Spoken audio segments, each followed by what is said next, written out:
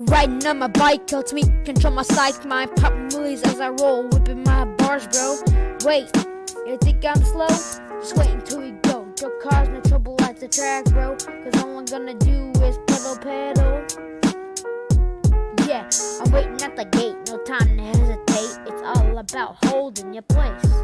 If you wanna win the race, if you wanna win that race, yeah. Waiting at the gate, no time to hesitate. It's all about holding your place. If you wanna win the race, yeah, wanna win that race.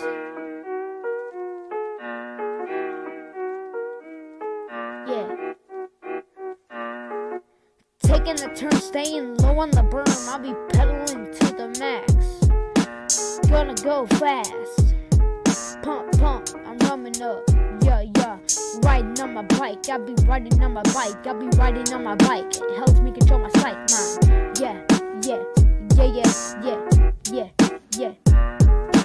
Riding on my bike helps me control my psych mind. Popping the wheelies as I roll, whipping my bars, bro. Wait, you think I'm slow?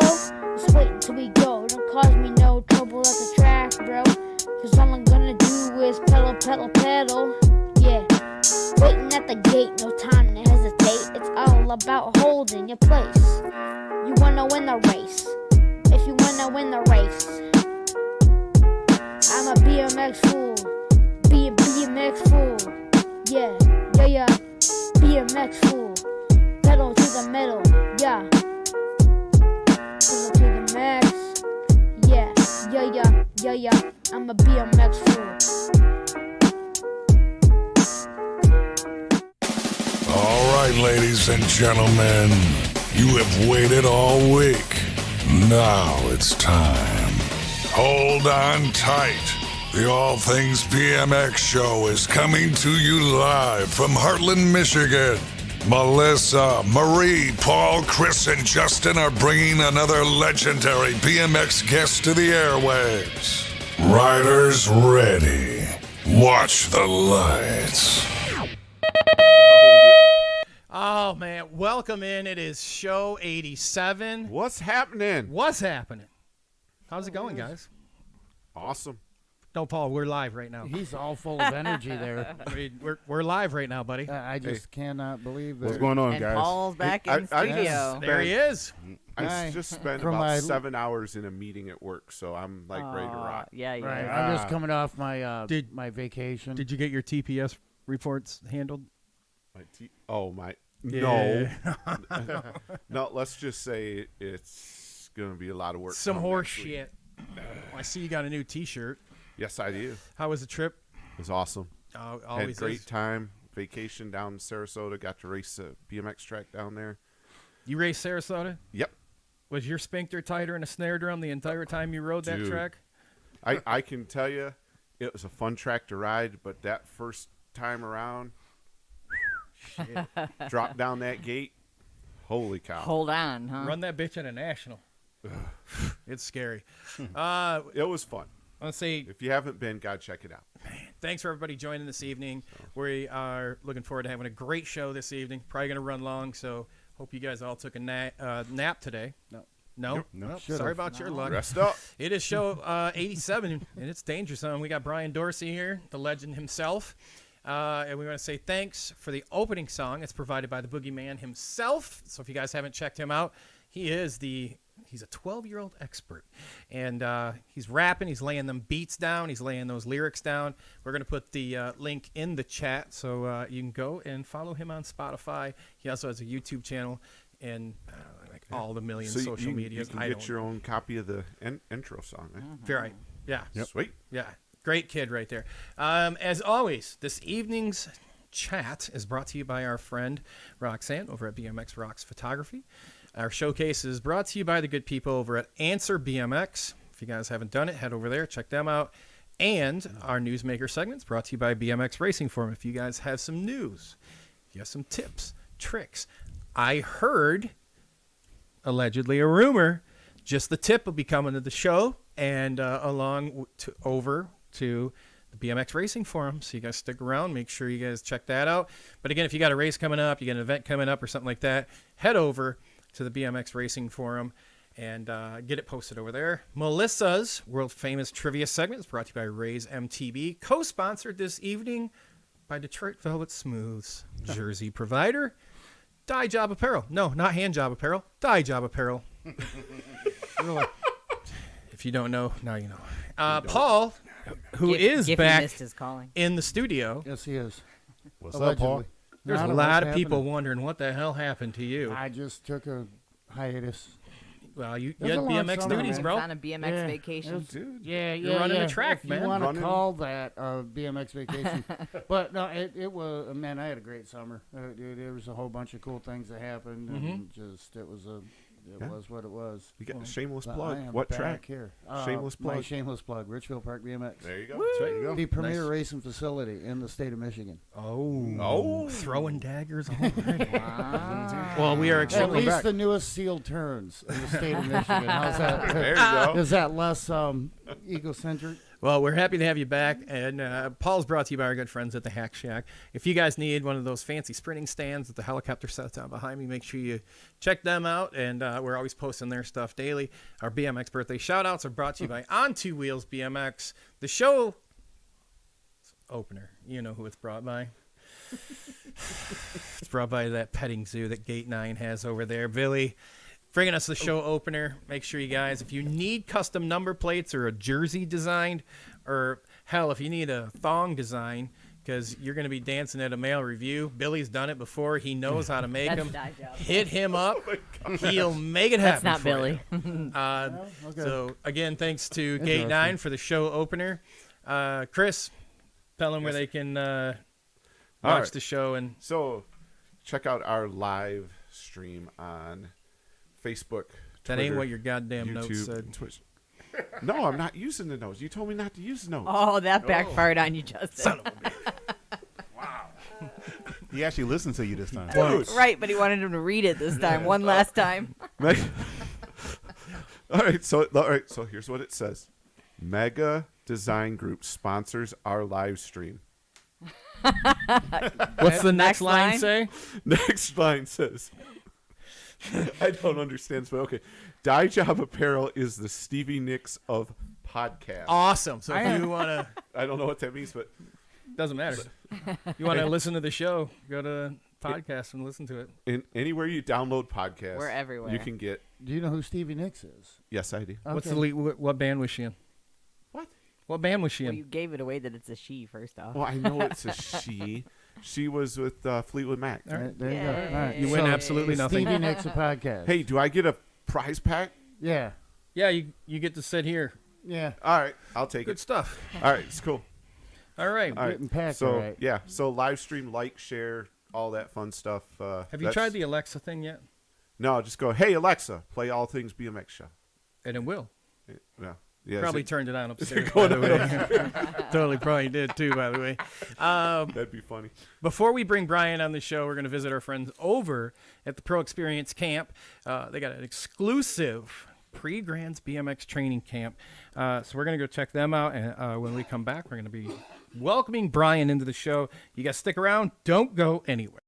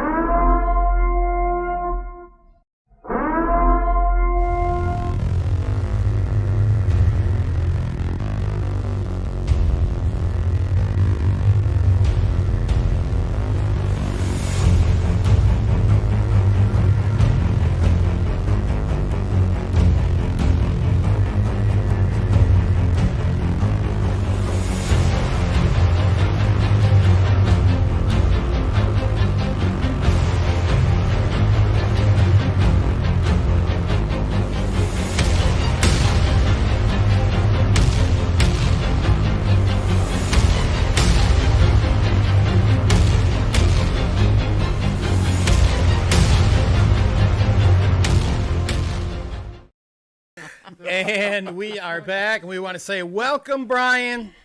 Welcome. How are you? Thank you for your patience. I'm good, man. All right, Very welcome good. Hey, to welcome. the show. So Brian, we understand you have a little video for us. to show before we get started? Can you give us a little intro into the video here? Yeah, I'm having a little trouble hearing you guys. Oh, shit. Oh. That's not the sound guy. I'm blaming the sound guy. Hold Okay, on. that's what I do too. Hang on. Let's take this up here. You sound better now. Okay, there we There go. it is. All right. It was the Cool. It was the outbound volume. It wasn't under mixer. right. Go ahead. So Go you again, good now? Chris. Let's So, take two. Take two. It's live, people. So, Bryan, again, welcome to the show. Thanks for joining us. And we understand you have a video we're going to show here. If you can give us a little intro into this video. Yeah, man.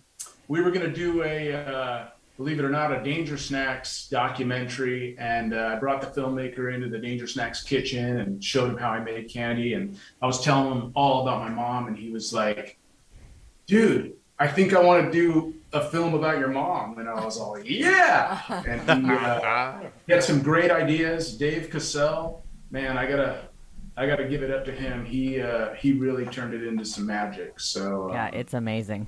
It's cool. very, very proud to have my name on it, my mom's name on it. I want to thank him. And just for the record, anyone that's raced, heard Brian's mom announce, go get some tissues. It's okay. I had to watch it 6 times before I quit crying. So for any of us that awesome. don't know who his mom is, I guess maybe she needs no introduction until after the documentary. I don't know. Yeah, I think that kind of speaks for Okay. itself, Yeah. so. Yeah, it'll explain who Linda is. All right. Let's. Because I didn't know until I watched it. Well, I guess I've heard from you guys a little bit. But. Yeah. Yeah. All right, we're going to roll with the video. When we come back, we're going to jump into this interview. Brian, thanks for this video. It's an awesome, awesome video, and I love how it interweaves what you're doing right now and also pays homage to one of the best announcers around. So we will be right back after this video.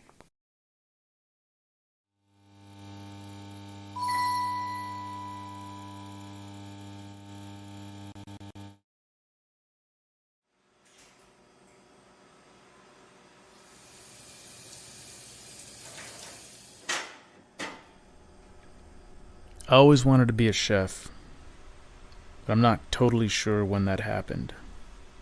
It could have been when I read this book, which really made me think about food differently. But my first love was BMX.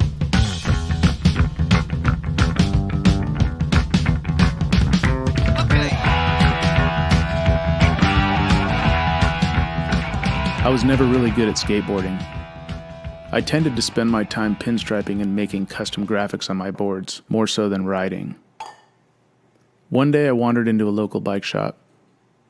There was a mongoose with Motomag wheels and yellow snake belly tires that I begged my mom to get for me. Being a single mom on a fashion designer's budget, it wasn't something she could easily afford, but she took me to the shop and bought it for me anyway.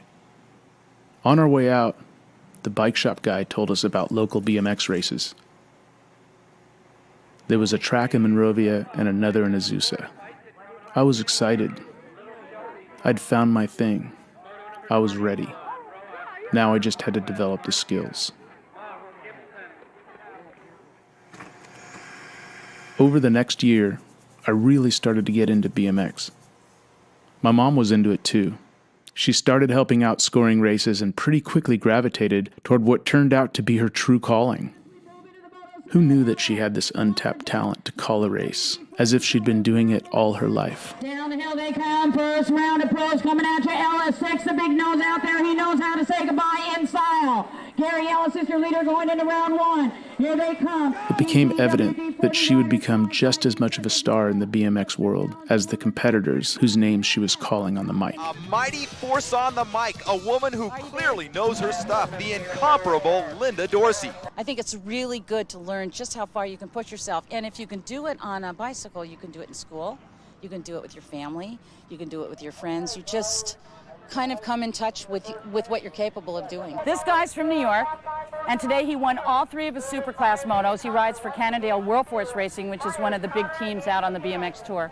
His name is Bobby Ivanella, so we say, I not chocolate, Ivanella. Bobby, good luck. Thanks for laughing. She was amazing, and everybody loved her. She got pretty famous in the sport too. When we would travel around the country on tour to the BMX Nationals, the first thing my racing buddies would say when I'd arrive is, "Hey, is your mom here?" In addition to her weekends announcing BMX races and being in the fashion biz, she traveled a lot. She'd often hire a sitter and leave for a week. I remember coming back from a weekend of racing, and while we were gone, the sitter did what mice do when the cats are away. Mom's car was sitting in the garage, extra keys in the kitchen drawer. What 18-year-old girl with access to an empty house could resist taking that Datsun 280Z sports car out for a spin? One night, the neighbor walks over and says to my mom, "Linda, did you give your sitter permission to drive your car while you were away?" I thought, oh shit, she's in trouble. So the next time the sitter came over, my mom pulled her aside and said, "I'm upset with you, young lady. I'd like to speak with you." The sitter could tell it was pretty serious. Without missing a beat, she says, "Is it because I had sex with your son?" My mom's eyes went wide. Steam was coming out of her ears. I was pretty shocked by her response too. And I was there when she did what she said she did.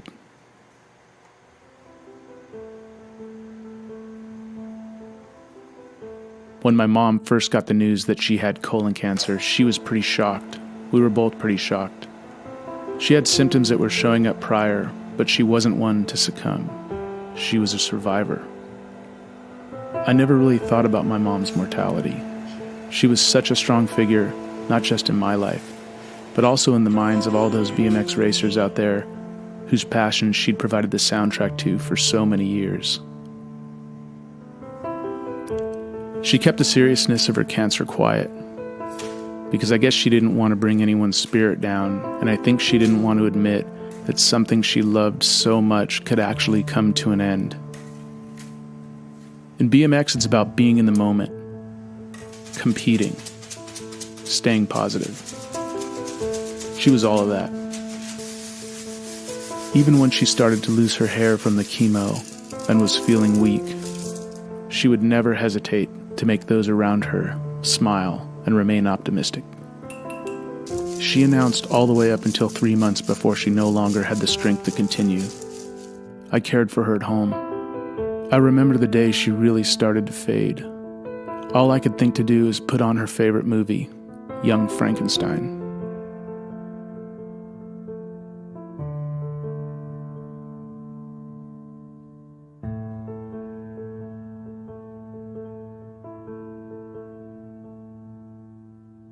I started racing BMX again, in her honor when she was inducted into the BMX Hall of Fame in 2010. And I recently started a spicy hard candy company. I come into the kitchen on Sundays, close the door, and get down to work. It's like meditation. I blare heavy metal music and dance around the kitchen. Sometimes I feel her presence. She's right there with me, calling out the play-by-play as I measure and mix ingredients. We laugh, we talk BMX, we make candy. She was here for a moment and inspired several generations of BMX racers to give it all they had. Linda Dorsey, she was just flat out cool.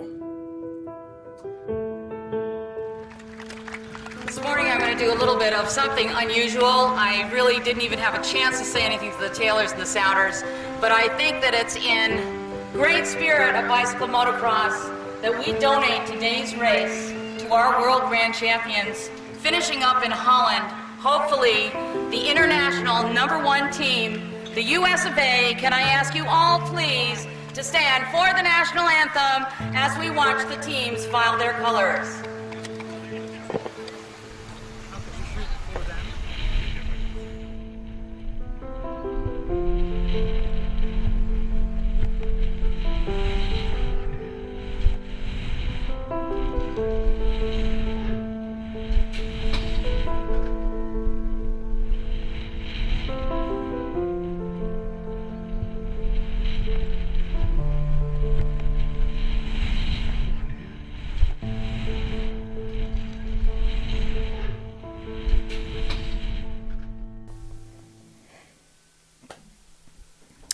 Bryan, thank you so much for sharing that with us. Wow. Oh man, just thank you for putting it on the show. I can't watch it without getting teary-eyed. Well, of course. Shit. That's- That makes two of us, man. Well, I got to be serious now. Shit. I can't even talk about ice cream and chicken wings. She wouldn't like that. No. We want you to get us into some trouble. Oh. Oh, Well, you ain't saying that that but a could be word. arranged, yeah. That's all what right. we're going to do. Well, let me take a I drink of this. have to say, kudos to you and Dave. Like, I cannot tell you how much of an awesome job that is with explaining the cool, story along with what you do now, and we're gonna dive into that. So, I great job with that documentary, and there was no way I was not gonna let that be on the show. No way. No, it's the second time I watched it, and I liked it both times. Yeah. Can we put a link in our Facebook to that? Done. All right. Sweet. I know Paul's itching to ask you a question, and while he does that, I'm going to put the link to the video. So if people want to go watch it, they're more than welcome to. So Paul? when you're dancing around the kitchen to your heavy metal music, what's the band you prefer? Who do you like? Slayer. Ah, man, good call, dude. Son of... Dude, I was blessed, not to make this about Paul here, but I got to go see them on the Rain and Blood tour when I was 14. It was like my brother was older, and one of his friends, the dude couldn't go, and I got to go, and I've been hooked on anything Slayer and beyond since. Wow. Yeah, man. I also saw them. I think I was 13, and they were playing "Die by the Sword," and Tom Araya accidentally kicked the mic stand into the crowd, and he picked it back up instantly, and the mic was gone. And they literally were like, "Come on, guys, where's the mic?" And no one would return it. It's Tom Araya's mic. I wouldn't have done it. It would have been hidden. You would have never found it again. Shit thing, it was probably the club's mic, or you know what I mean? It probably wasn't even really his, so the club was like out a couple $100. They literally shut the concert down and searched everyone on the way out. Oh, really? Wow. Oh, nice. I've seen some odd things at concerts, but never full-on shut-down mic search. I'm sure Paul has that microphone on eBay for sale. Right. And I have 3 pairs of Slayer Vans. I went to the Vans outlet and I made sure and loaded up on them so that I can rock Slayer Vans when I'm 70. Nice. There you go. My Wi-Fi network is named Slayer. It used to be My Neighbor's an Ass. But now it's Slayer. Awesome. Both are very appropriate. Yes. So we got the link posted in there. I got to tell you, like the comments in the chat, which we'll check in a little while, all just amazing comments all about your mom and being the voice of the sport and so on and so forth. But you know what? We're gonna talk a little bit about what's going on with you, man. Because I'll tell you what. So Bryan and I chatted a few times, and then we found out we both are big fans of Major League, the movie. Wild Thing? Oh, yeah. Bro, there's one person I've met that you can throw a quote out, and he can continue the quote. That is Bryan. Sweet. Such a great movie. I've been cut already is probably my favorite line. Exactly. You Such shouldn't a great steal movie. Joe Boo's rum. Yeah. See, everyone's got it. Bryan, that's why I said you're going to be in great company this evening. Oh, boy. Again, thank you. We had some scheduling things where we had to move around a little bit, so I really appreciate it, Bryan, being patient. And I've been looking forward to having you on, man. So thank you for joining us. Chris, let's ask that question, man. Well, I kind of answered it in the video, but so when did you get started in the sport of BMX, Bryan? When did you find out about the sport? Yeah, 1978, and I don't know what brought me into this bike shop. Just knucklehead kid on my way to the Vans store, and I walked into this bike shop and I saw this nickel-plated Mongoose with Moto mags and yellow snake belly tires and clear grips, and it had Astrobula one-piece cranks and forks, and I loved it, and I begged my mom for it, and she said okay. You know, she spoiled the F out of me, and and it was a bike shop guy who said, you know, there's BMX races, and we have a track in Monrovia and Azusa, and And that's really what turned me on to it. I think my first race was at Azusa, old Azusa, where Rich and Wanda Long, GT, they ran it. And I was such a pussy. Like, I cried. You know, I'm like, 8 years old, and I'm crying on the hill before my first moto. And it's like, I coach kids now, and, I was a few months back. And, it's like, I watch them, and they're all tough. And I'm like, what was wrong with me? The tracks were way bigger back then, right? Well, oh, dude, yeah. It was so good, man. Those days were, I mean, all I remember were the sounds of Harry Larry and Kenny Battle and Kim Jarbo and Tracy Thomas and, Eric Kosen. I mean, just these local names that were, just amazing. Lonnie Tatton, just you name it. They were, they were good when I was a beginner, and I was lucky enough to become friends with a lot of those racers. Yeah, that Azusa track must have had a lot of people that became somebody in the sport, because like all those guys you just named off. Yeah, they had a couple-year head start on everybody else in the country. Yeah. Yeah, it was definitely a fun time. I remember those old gates, wooden gates, kick down starts. I wasn't quite the rubber band start like Sam, but even though I did a couple of those, we had flat track races at indoor little arenas, and I remember racing at Malibu Grand Prix once, and they did that there. We were literally on the concrete, just on the flat. That was kind of fun. So, yeah, those were good times. 78. Awesome. Wow. That's sweet stuff. I like that. So you mentioned in the documentary that you came back to racing. What made you leave in the first place? Oh man, I was so I raced for 13 years, and during that time, my mom's popularity was just blowing up, and we had a great run. She had some really wonderful things she would do to make herself sort of memorable that I didn't really get until I started announcing. But I remember breaking my collarbone, and it was my first day of Art Center College of Design at design school, and I'm right-handed. It's my right collarbone, and I'm just like, F this, I'm done. Yuck. And so I retired, but my mom stayed in it, and I kind of switched over to motocross because my best friend Peter Pisano called me up and said, dude, you want to ride a dirt bike? I have another dirt bike. And I was like, okay. And we started to go ride, and it wasn't until she got sick, and I ended up moving in with her, and she was still announcing all the way up to 3 months before she passed. But I remember getting a call from just a great friend of hers and mine, Brian Gass. And Brian said, bro, I just want you to know I'm going to get your mom in the BMX Hall of Fame. And I thought it was a long shot because, they were rivals. NBL and ABA hated each other, Oh yeah, and, back then, yeah.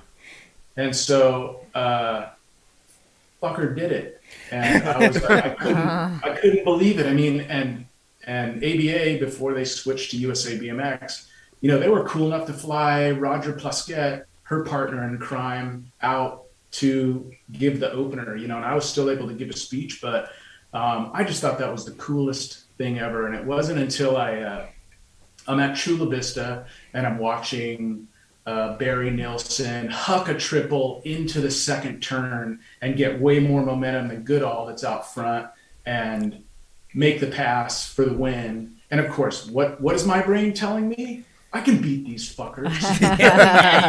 Boy, was I wrong. Clearly. I had some work to do, right? And so I felt the spark, and I walked over to Roger, and we were sitting on the stands, and he said, have you seen the other track? And I was like, what other track? And he's all, turn around. And I turned around and I saw the Supercross track. I didn't even know it was there. I had never seen Supercross. I was that out of it, of BMX. And they gave me a pass, and I got to sit on that turn as they flew up over that turn jump in the VIP section, and I was just hooked. And I've been riding, ever since. This was 2010. That's amazing. And, it's unfortunate that I had to return to BMX, because she left, but I'm sure she's smiling down, going, come on, dude, make the main. Right? I want to announce you in the main. Yeah. Oh, man. I can just imagine you haven't seen a Supercross track, and then you just turn around and there's one right there, and you're just going, Well, whoa. I mean, you can watch and see them on all the YouTube videos, TV you want, but for especially there. like for me anyway, going to Rock Hill and standing there at Rock Hill, and one on the starting hill, and then two looking at what he's talking about, that berm jump. Yeah, dude. Dude, they were doing that down there in like 35-mile-an-hour winds when we went down there. Oh yeah, it was incredible. Yeah, and them guys are nuts. Yeah. Were you guys able to go to the top of the Supercross hill? The first time I went there, yeah. If nobody has, it's scary. Let's just say I've been to the one at Sarasota, obviously, and standing up there and just looking down. I did not have a bike. I just walked up there. They're giving me a tour of the place, and look down that hill. Yeah, you think you can do it, Bryan? I've definitely puckered up down it. Full brakes just to a stop or the double. So it would definitely take me many moons and a lot of wooden boards to huck that stuff. Although it looks fun. Is that your Strider starting gate? Dude, is that what that was? Where? Right here? Yeah, in the background. Is that hang on. I can pull that up. Paul's asking if this is your Strider starting gate where you're announcing in this picture. That is the Strider starting gate. Yeah, at Hesperia BMX, which I'm announcing a 4-star series round 3 this weekend, and great plug. Schweppy out there on the balance bike. So, and of course, I'm rocking McAllister's enamel brand shirt, just throwing love to him because he's a great dude. Love it. That's a nice gate. Yeah, that's a pretty cool little. You know what they need? I don't know. Pro gate. A pro gate? That's maybe? right. Pro gate. We'll make some phone calls. I'm gonna say we know a guy. It's like Strider Pro Gate. It's a whole nother product line we can go into. Oh, jeez. Got to get that 30. Well, I guess it'd be 15 foot because they're half the size. That 15-foot timeline for the little guys. There you go. That's funny. It's awesome. So back into racing after a time off. It's 2010. You're back into racing. Mom's in the Hall of Fame. And what was that? I got to know. So you took that time off, and most of us here, minus Melissa, we've all had like our time off, and we got back into racing. What was the bike that you grabbed? You got borrowed from a friend. What was that bike? You probably didn't have it very long, I'm guessing, but what was that bike you had when you got back into racing? Yeah, so I made the mistake of buying a cruiser because I was like, I'm an old guy. Old guys ride cruiser, right? I was still back in those like hideous cruisers, back in the 80s where, a 40-year-old dad, looked like a 70-year-old dad now, you know what I mean? Riding the cars. The motorcycle helmet and, but I bought a used GHP cruiser, a white one, and decked it out with all white parts. Johnny Johnson hooked me up with the official parts list. He said, here's your bottom of the line, your mid-range, and your high-end, every single part I could buy. I went straight to Mike Franz at Fullerton Bicycle, and I decked that thing out. And that was my first ride back. I was on flats. I certainly wasn't going to clip in, even though I was clipping in on my mountain bike. It just seemed so foreign to me, and I went out with my Dungy Signature Fox motocross gear because I'm coming off a motocross, in my Troy Lee SE3 moto helmet, and got out there. And I remember my first race at Bellflower BMX. I roll in and I get my license, and I'm standing there and I'm looking at some handsome chap right next to me, and I'm like, what? he looks familiar to me, right? But I was intimidated, right? I didn't want to talk to him. He was way too sexy. And so it turns out that he was at my mom's memorial. And this is Dwayne Taylor of Factory LRC Mongoose Squad. And we both got our licenses 20 years later together. Oh, wow. Which was the coolest thing ever, you know, and to be able to share that with Dwayne. And he said, "You don't remember me, do you?" And I was like, "Were we together?" And that was a bad joke. But some things happen in the 80s, you never know. Telling me stories about my mom, you know, that whole time. So it really made the time even more special to sign back up to BMX. That's awesome. Nice. Yeah. Story. Yeah. And that first year you're back, what do you hang your hat on as one of your biggest accomplishments you had? Wow, man. I would say one of my favorite moments was getting my ass handed to me by Frank Godfrey, who passed away recently, which was very sad. Frank Godfrey's just a local hero down here in SoCal. They have a sticker out there, "Be Like Frank." And that fucker toyed with me like cat and mouse. Every moto, right? Like, let me win, and was like pumping up my spirit. Like, dude, where did you come from? Like, dude, you are fast, right? He just saved everything, didn't show any of his cards until the main, and just smoked me with a big Cheshire cat grin on his face. And so, you know, and he was cool enough to say, "All right, dude, you got skills. It's just a matter of time," you know. But it was nice to be taught that lesson so quickly. You know what I mean? Yeah. So that was definitely fun. You know, I guess. The most cherished moments that I had coming back into BMX were moments like, okay, I just got a backstory a little bit. I posted a blog when my mom passed in 2008. I'd never posted like a WordPress blog or whatever it was back then. And I just knew people had love to share. So I posted this blog, and we got like 200 of the craziest Linda Dorsey stories, you know, everything from farts to the police, you know, just like really fun, like getting into trouble stories, and just a lot of love thrown around as well. And, you know, probably post number 79, I chimed in and I wrote my post. And one of the sentences I wrote was, you know, Linda Dorsey, she was just flat out cool. And Dave Marietti, former factory Torker rider from the Hot Shop Design Group, he rolled in with Linda Dorsey. She was just flat out cool t-shirts. Oh, wow. And so it was just like, it was so cool. And ever since that moment, a week after she passed, I had stickers made, and I've always run those on my bikes. I've always had people mail me or message me like, "Hey dude, I need to run those stickers." And I see them everywhere. You know what I mean? And that's awesome. The best stories are like, I remember being up on the hill, just in a practice. There wasn't that many people there. And some dude who I didn't even know rolls up to me. And we're just sitting there. I'm like, "What's up?" He's like, "What's up?" And just after a pause, he looks at me and he's all, "You know how I know you're cool?" And I said, "No, how?" And he goes, "Because you're rocking a Linda Dorsey sticker. That's why." And he had no idea I was her son, you know, things like that. I remember being at Albuquerque, New Mexico, and I'm watching, you know, like the age group below me practice, and this one kid, I didn't know him at the time, Isaac McNeil.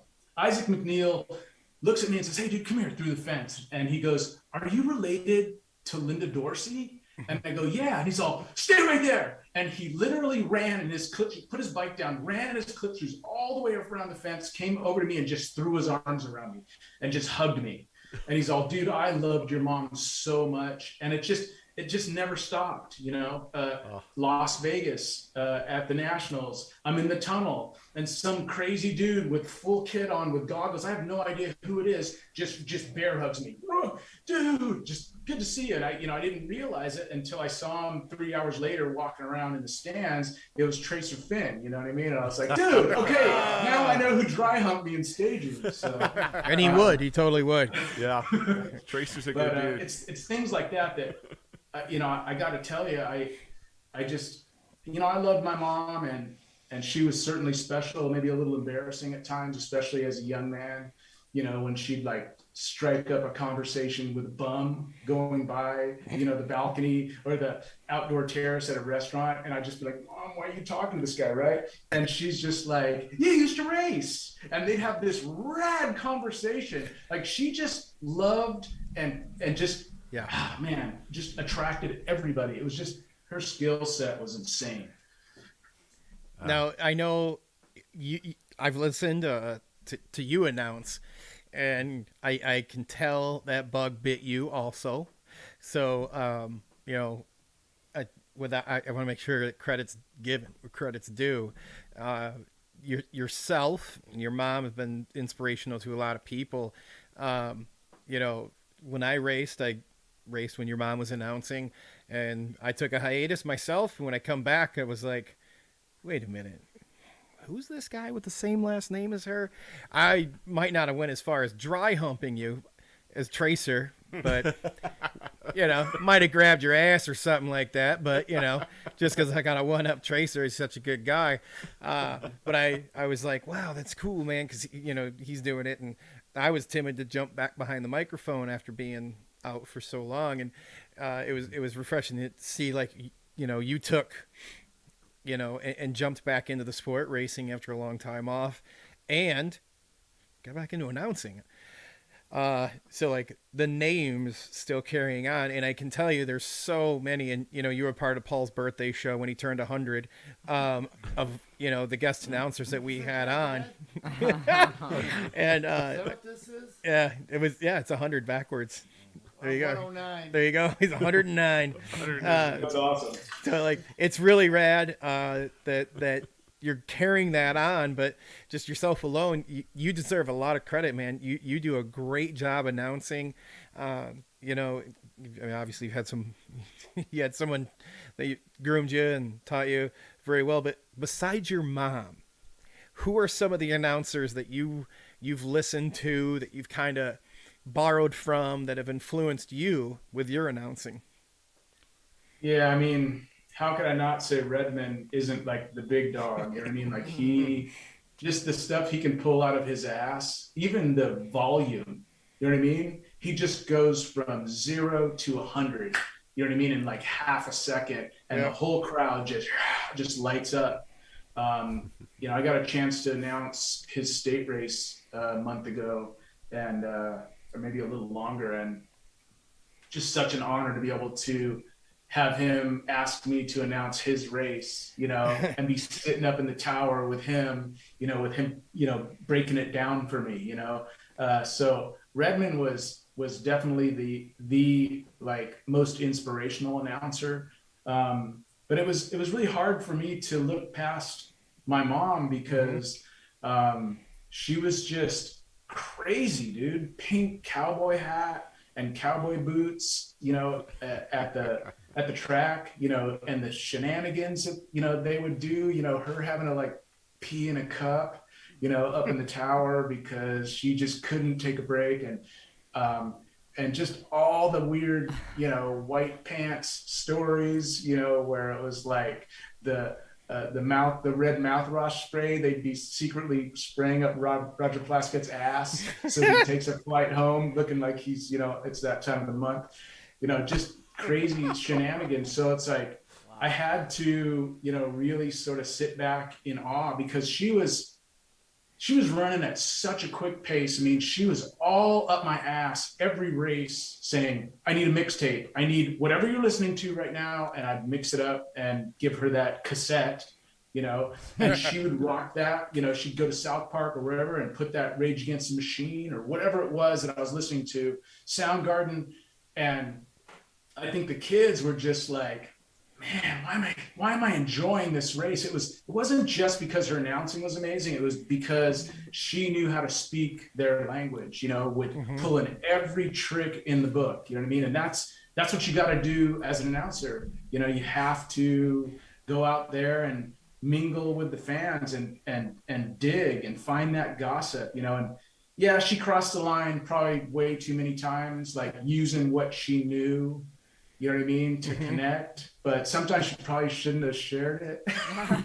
But they say, you gotta be, got to be relentless. You really have to stand out, and you know, if you have to piss some people off along the way, you know, it's better to be seen or noticed than not noticed. And she had that down to an art. You know, certainly a lot of great announcers out there, and you know, now that I announce, you know, I really try to listen to, you know, Grindle and you know, a lot of the ABA, USA BMX announcers, just to learn the things that they're doing, which is a catch-22 because it's not necessarily how I wish the announcing was going, you know, just calling a moto from second turn to finish line, you know, and not throwing out love to everybody who crosses the line. You know, they'll throw love out of the second turn and call every name.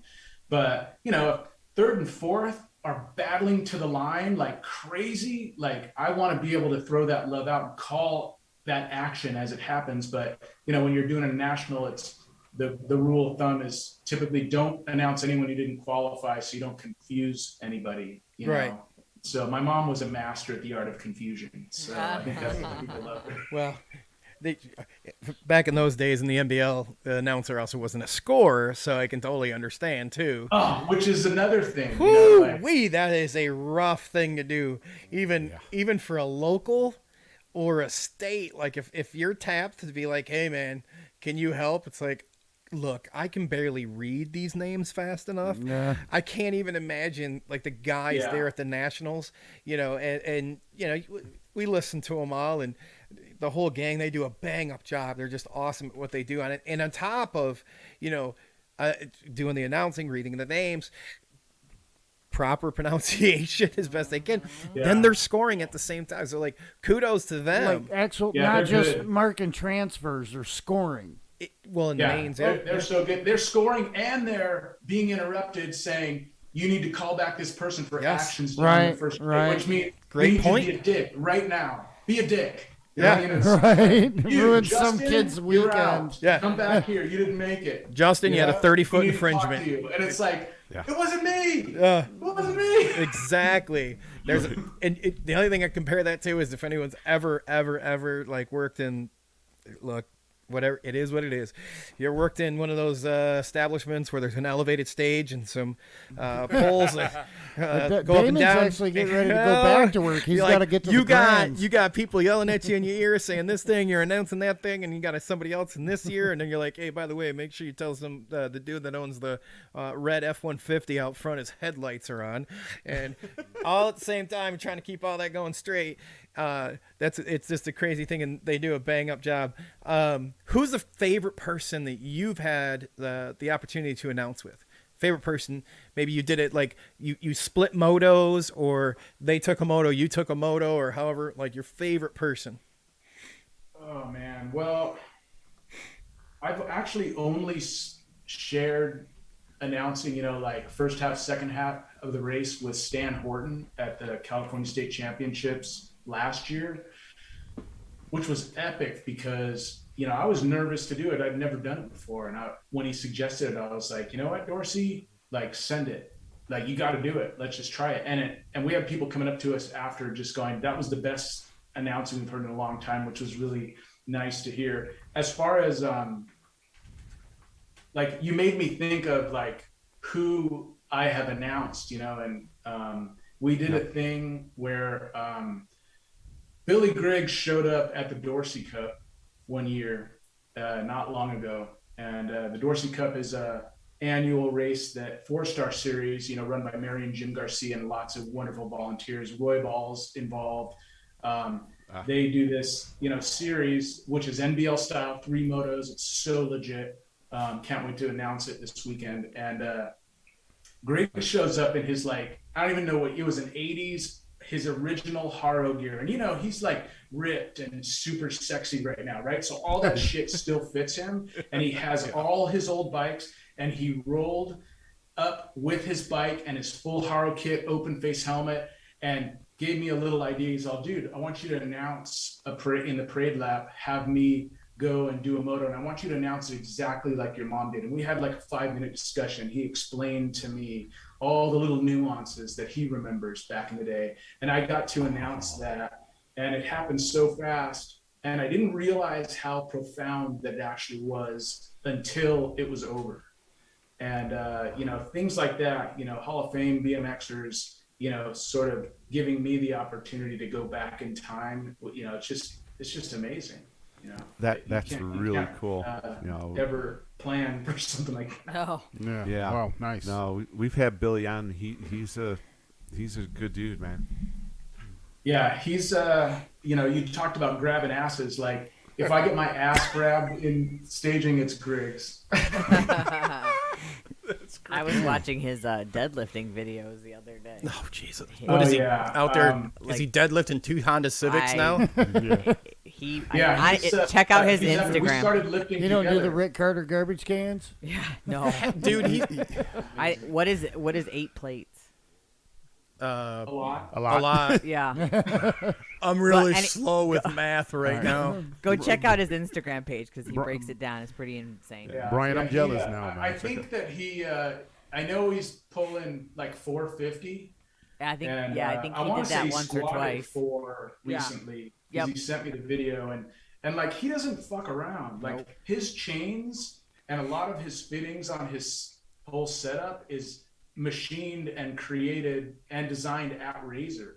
And so he's like, yeah, these aren't pussy chains. Like, these chains actually are designed for my height. So there isn't like a bunch of drag on the ground, like you're wasting all this weight. Like, the second I start moving down, that's when it starts to actually work. Yeah. And it's just, he's always got he either has Slayer and metal on his YouTube display behind his set, or he's listening to fitness videos just all about training. So he's in it to win it, as you can obviously see by him jumping that Supercross triple. No shit. Yeah, that was, I had to, you know, text him and say, dude, you have to send me the shot. And he sent me the stop frame, you know, with him, you know, squatting before this thing and just, and he's all, definitely a ball grabber, man. That was the biggest one yet. And that's the Houston triple into the first turn. And Jesus H, that thing is massive. And oh yeah, did you see it? Looked like he was on a 16-inch pit bike. He was on his cruiser. He just, I saw the picture about midway through, and I was like, nope. Nope. But now knowing that, like, homie ain't buying his shit from rogue.com for lifting, it makes a whole bunch of sense. You're just calling them engineers up over there at Razor, like, look, I don't need one of those dumb scooters. Just mill me out some shit. I got to get these squats. I got to go jump some pro. Theirs was elites that were tap manual in that thing because they weren't clearing the whole thing. Yeah. No, it's impressive. From talking to Billy, I don't think he's having that stuff made. I think he's making it. Yeah, he's making it. Yeah, probably out of fucking Forge. He's a machinist. He's probably out there taking like brass from his AR-15 and pouring it and hammering that shit out like you see those videos. Because that's how much of a badass he is. He's making his own. Yeah, he's got skills. Dude does. Hey, we got to take a quick break. We got a quick commercial, and we'll be right back. We got to talk about a little bit of these danger snacks. We're going to check into the chat too, right? Yeah. When we come back. After we run this commercial. All right, let's see what's up. There's no questions, right? For what? The commercial. No. Okay. Now let's set the record straight. There's no argument over the choice between peace and war. But there's only one guaranteed way you can have peace, and you can have it in the next second. Surrender. 1, 2,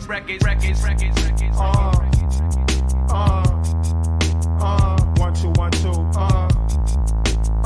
1, 2, 1, 2. My dog is bigger than hip hop, hip hop, hip hop, hip. It's bigger than hip hop, hip hop, hip hop, hip hop.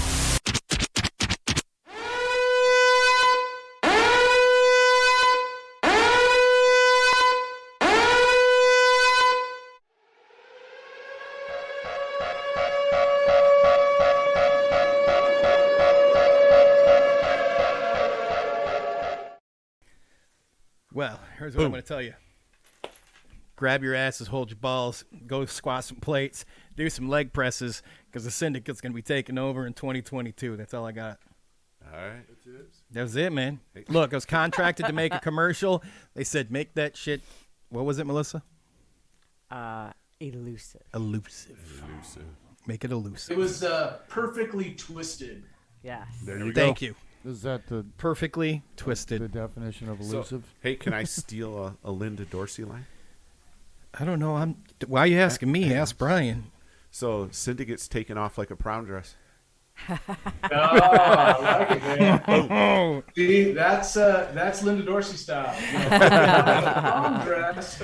Like, let's fuck with some people, but still make it actually make sense. You know. There you go. Man. Photo number 69, my favorite number. Hey, so you think your mom in today's society should make it as announcing? Oh, hell yeah. Like, Perfect. She's just, I mean, you know what sucks? This is what sucks, is that she passed right when social media got big. Yeah. You know what I mean? Like, like she would have, I mean, I just wish she could have, not that it's, you know, healthy for us, but, you know, for someone with a big mouth, oh man, just what a perfect platform for her who's 100 miles an hour, you know, all day, every day. God, I feel like if your mom was around in social media, there wouldn't be as many pussies running around right now. That's a double entendre. Oh yeah, Just wouldn't be. There wouldn't be like nobody. There wouldn't be so many snowflakes. Just be like, look, it's okay. It's No, okay. it's Look, not okay. You're old. It's not you shouldn't. okay. You shouldn't be out there thinking you're feelings are Billy hurt. and you can jump these triples. Okay, old man, you're not squatting every day. Okay, you drive by the gym on your way to work. That doesn't count. Wait, that doesn't count? That's not what I heard. All right. I mean, I count it, but trust me. You know. Right. Yeah, because I drive by it every day. You just go into Planet Fitness, take pictures, and then leave. Fuck yeah, I do. Okay. Walk in that bitch, take a picture of the treadmill, and leave. I was here. Check in. I don't know who this guy is. He comes in here every morning and just stands and takes a picture of the machine and walks. Cops are waiting outside. Melissa, you want to do our first check-in? Sure. Awesome. We're going to do our first social media check-in with Melissa. I know you got tons. Tons of just comments. Oh. All right, so I'm going to say hello to Rick Carter, Beer Budget BMX. Robert Cardoza's checking in. Sean Gifford of Dye Job Apparel, who we've been talking about. Mike Melvin, the other half of Beer Budget BMX, he's with us. Emily Schaefer saying hey. Sam Meeks checking in.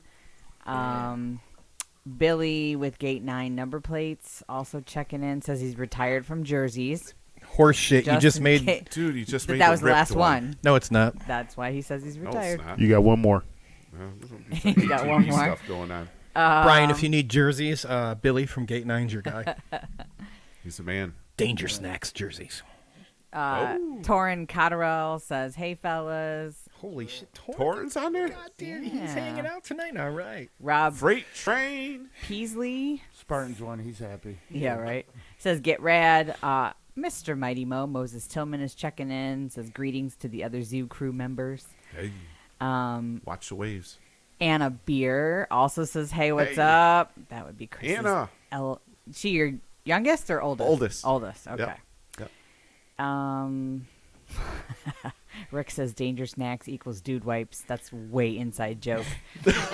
Most of you don't want to know at all what that means. So moving forward, Bill Johnson says, hi, Brian. Sam Meek says Linda Dorsey was the greatest BMXer announcer there ever was or ever will be. You guys are cool. Mo kind of then echoed that, says she was the absolute best ever. Mr. Scott Foster says hello. Who else do I got? Sorry. Rick made a comment about DVS, but it's creeping me out, so I'm not reading it. Go to the chat if you want to see it. Sam Meek said, he did share a little story. He said, I think it was 1998 at the NBL National at Nellis BMX in Las Vegas. Linda wanted me to sing the national anthem in Eric Cartman's voice, which I can do perfectly. He has. We have heard that. But we both thought about it for a few minutes, and we decided it wouldn't be a very cool thing to do. So, I don't know. I might argue that. I don't know. Sam, if you can record that and send it over. Yeah. Just saying. Mr. Wesley Burt's checking in. Brian Fell with Mega Design Group is over on YouTube. Thanks for checking in, guys. I know he's got some stories. Oh, I'm sure he does. Tons of stories. Yep. Jim Folkrod says, love me some Bryan Dorsey. Oh, he's awesome. Hashtag Militia BMX says, hello, guys, checking in from Illinois. They're over on YouTube. Ty Guerin says, Linda was an amazing person. Just looking at some early, is it Azusa picks earlier tonight. Noah Robinson says, yo. Let's see what else is going on. Oh, Ty also said they visited Azusa from Tennessee in 1985. Linda made us feel right at home. Oh, yeah. Josh from DB Sports World and Bomb Squad BMX race teams also checking in. And Mr. Steve Dyer, TO over at Capital City Family BMX, says, what's up? I got to ask Steve a quick question. What's up? Steve, do you recognize what's behind Melissa's name? Oh, I do. See it? Yeah. How cool. We did a little change for the show for you, Brian. So what we did this evening was we took, and behind Chris and I's name, there's a track. Behind Melissa's name, there's a track. And then behind the pulverizer and Damon, there's a track. So instead of just the boring, background, we're going to be switching it up and putting some tracks on there. Any idea what squinting as hard as I am? Any idea what track is behind your guys' name there, Paul? No, I've never seen that place before. You probably haven't. Isn't that your second home? So that's Paul's. Maybe it's your first home. I should ask Amy. That's Paul's home track, Richfield. I know it's a little small, but you know what? It was just something fun That's to what do. she said. That's what. Thank you. I was hoping that was going to slip by and nobody was going to go anywhere. This is a family-friendly show. Ask Chris Beard. We got to figure out how we can fit Brian on here every week. That's not the track I raced this past weekend. No kidding.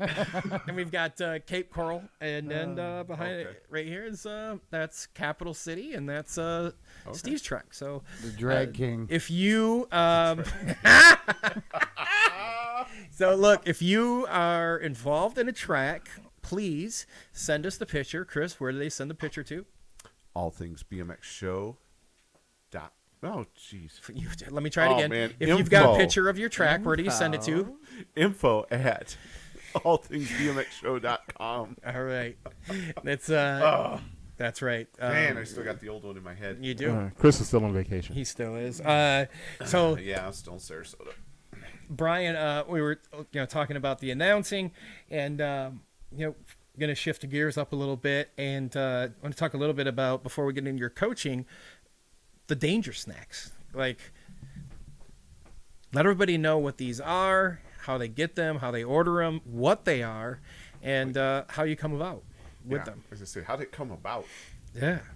Man, I have like a crazy sweet tooth, and I've always just loved spicy food. And I just didn't know where I could find something that actually had some aggression. You know what I mean? Like I'm at work and I'm just like suffering, and I'm like, I need to go get something spicy. And you walk into a restaurant, you're like, do you have anything spicy? And they're like, the red sauce. It's like, that's not spicy. So as a user interface designer, I've been designing, web and mobile apps for a long time. I just was craving creating a physical product. And I've been a big foodie for a long time. And I thought, I'm going to create an organic candy, something that's portable, something I can carry in my pocket that I can pop with one hand on the handlebar and just down that stuff.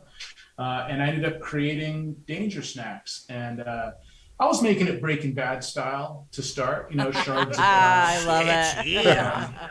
But, my title during my day job is a user experience designer, and I'm the voice of the user. I'm the guy who interviews people to say, all right, what sucks about this software. And we really try to find things that delight them, that make them want to come back or say, oh my God, how did I ever live without this? And the funny thing is that I'm consulting with a good friend of mine, Belgian national champ, Jean-Marc Dervier, former NAG 1 rider who just retired. And I'm at his studio, and one of his designers comes up to me in Pasadena and says, hey dude, I heard you make spicy candy. Can I try it? And I was like, yeah. And I gave him some shards of glass and I said, don't cut yourself. And he basically tried some. He said, whoa, these are a little too spicy for me, but they're delicious. And I thanked him. A couple days later, he's like, dude, can I get some more pieces of that candy? And I'm all, what's going on? You told me they were too spicy for you. And he goes, I don't know what you put in those, but they wake me up at 3 o'clock when I'm fading in front of my iMac. And I thought about it. And was it the same like, thing that they had in 1903 Coca-Cola? Exactly. Sorry. He did bring in Breaking Bad. I did see some white powder being behind sprinkled the on there. label, where the sticky is. Yeah, there you go. But, so he basically gave me my marketing strategy. So I've been really pushing Danger Snacks really as a productivity tool. You know what I mean? Whether you're in staging, about to load into the gate, you just need that little adrenaline boost. That's what capsaicin does. I always thought I loved spice because it was a flavor, when in reality, peppers give you a head change, like a cerveza. And it's like, I couldn't believe little that opposite, but yeah. Me as the inventor of this product, I knew why I was craving it and I wanted to make it, but I didn't really realize why I loved it. And it was talking to the end customer that allowed me to make that connection. So that's what Danger Snacks are. They're portable. You eat them like a mint. They're hard candies, just like a Jolly Rancher. And if you want to get fired up before a presentation, or if you are just fading after a race with the sun in your eyes, driving home from San Diego BMX, trying not to kill yourself on the way home back to LA, Danger Snacks will actually wake you up from the inside. So I've been marketing it to long haul truckers, really trying to push it within gaming. And it's there's just so many different industries that it can benefit someone from. And the cool thing is that it's all organic. No one gives a fuck. It's all non-GMO. It's my thing. You know what I mean? Like if I'm gonna produce a product, it's gonna be good stuff. But that's what it is. So I'm about to launch a couple new products, and pretty excited about it. And I'd like to scale Danger Snacks here very soon. All right, question for you. So about how spicy is it? Because we have a 10-year-old that races for ATB. He loves spicy foods. You talking about Red Pop? Yes. Yeah. Oh. That kid is out of control. Yeah. I'm talking, this kid is 10 years old. He'll go to Subway, order a sandwich, and ask for extra jalapenos. I mean, to the point you can't even see the meat and stuff on it. And just, oh my God. Yeah. And just, he'll like these because they're aggressive. They're habanero and ghost pepper. I'm about to do a limited run double hot for a lot of people who've been asking for it, and they've also been asking for a larger piece because they're tiny. They're basically the size of an Advil because they're hot as fuck. Like you wouldn't want to have to like. With a Jolly Rancher in your hand, getting all sticky. So he'd probably dig it. That's for sure. I'm also playing around with a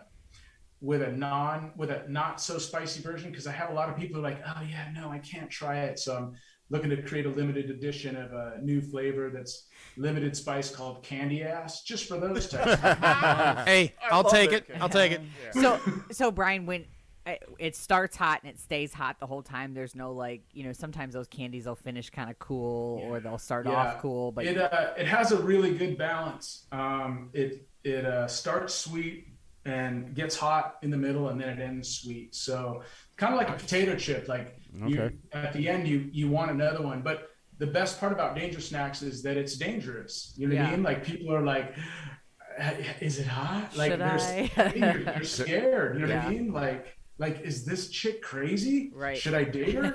Like, you just, you don't know. Exactly. You got to just try, right? That's why it's called Danger Snack. Come on. Yeah, I definitely got to get some for Yeah, we should. Yeah, get some. Red Pop needs some of those. Yes, for sure. most Try them definite. out. When we sign off, we'll just order a shit ton of Stocking stuffers, people. and where can they order from?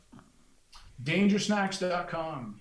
And if you want to get a discount, I'm going to create a discount code for you guys called All Things BMX for a discount. So pop that in. Damn you. creative, dude. Where'd you come up with that Could one? we change that discount code to shit show? Sure. All right, perfect. Yeah. All right, so you guys Wait a heard minute, it right which there. one is it going to be? It's going to be shit show. That's going to be your discount code, okay? Well, give me a second, guys. I'm actually going to create that discount code while we're doing this. Okay. Oh, nice. I'll give you the confirmation. Perfect. All right. Sound like a We'd like plan to know right how there. many people order. Look, there's going to be. And we'll see. You know I what can tell mean? you Like, after the show, there's going to be one order of all of us. So Oh yeah. it's going to be good enough. You guys heard it first. Use shit show for a discount, and he's going to put it on there. Do you really want it to be shit show? No. No, I think it should be What? All Things BMX. Why not? Because You're talking about the you put in could your be little mouth. I kids, don't dude. know. don't. Hey, I'm just You saying, tell me, because I'm creating it for you guys right now. whatever you want to do, dude. On demand. Look at Justin's actually mad. He's like all butthurt over there. Wait a minute. He needs now. a safe Wait a space. Was that no I'll tell pun you what, I'm intended? going to create a discount for both. I want shit show. I'm butthurt. Wow, is that really? Really? Is that? Get your dude wipes and man up. Oh. You know what? Fucking screw you guys. I'm going home. Sam, call me. I need you to make that drop for me. For sure. Just, yeah. All Was it right, so I eight- saved All Things BMX, and I'm also going to Perfect. create a shit show discount code. There you go. Okay. Use both of them. Problem solved. My peeps use shit show. All right, and mine use All Things BMX Show. You ain't getting nobody with your kid. Come on. We're gonna see who has the most orders. Who has the most orders? Thank you for being neutral, Brian. We appreciate that. Yeah. Actually, I kind of like the packaging that you use for Danger Snacks, man. You know. Yes. Yeah. And Here. the fact that the That- logo's on the back of his cat. Yeah. The logo's on the back of his I wish he was cat. here right now. So that cat crossed my path at Bellflower BMX as I was coming through hot trying to jump this big ass double, and I almost ran her over. And I saw she had the Danger Snacks flame, like on her back. I couldn't believe it. He's And not so I kidding had you. to- Yeah, we people. saw I it. saw it before We the saw show it. started, Yep. yeah. It's there. Yes, he has a black and white cat, all black on its back. Right, the white is exactly what he has for that logo. The most, Crazy. it's amazing. It was Minus the eyes. meant to be. Well, we can dye that on there. Yeah. Yeah, there you go. Well, Yeah, I'm just saying. absolutely. You can. So in the video, you said typically you're like in the kitchen once a week, and I mean you're doing everything, man. I was watching that thing and like you're putting the labels on, you're heating them up, drying them on there. Like what part don't you do? He's cracking it up. I don't make the raw ingredients. That's about it. Okay. So, Okay. I order from some really reputable suppliers, and I wanted to manufacture.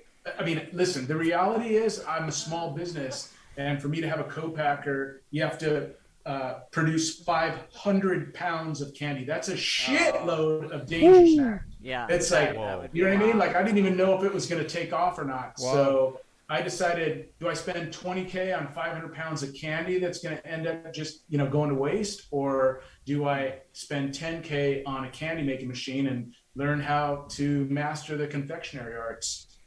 So that's what I did. And, the nice thing about something like this is that, especially being a designer, I was always asked to do little pieces of the marketing puzzle, create a landing page, create an email campaign, update our mobile app. Can you do a promotion on our website? And I'd always say like, well, how often do you do this promotion? And why do you do this promotion? And all this stuff. And they'd be like, don't worry about it. Just make it. Right. And I realized I needed to have my own brand so that I could learn that. So I've been able to learn so much stuff about design just by taking the risk, designing my own shit, giving myself permission to fail.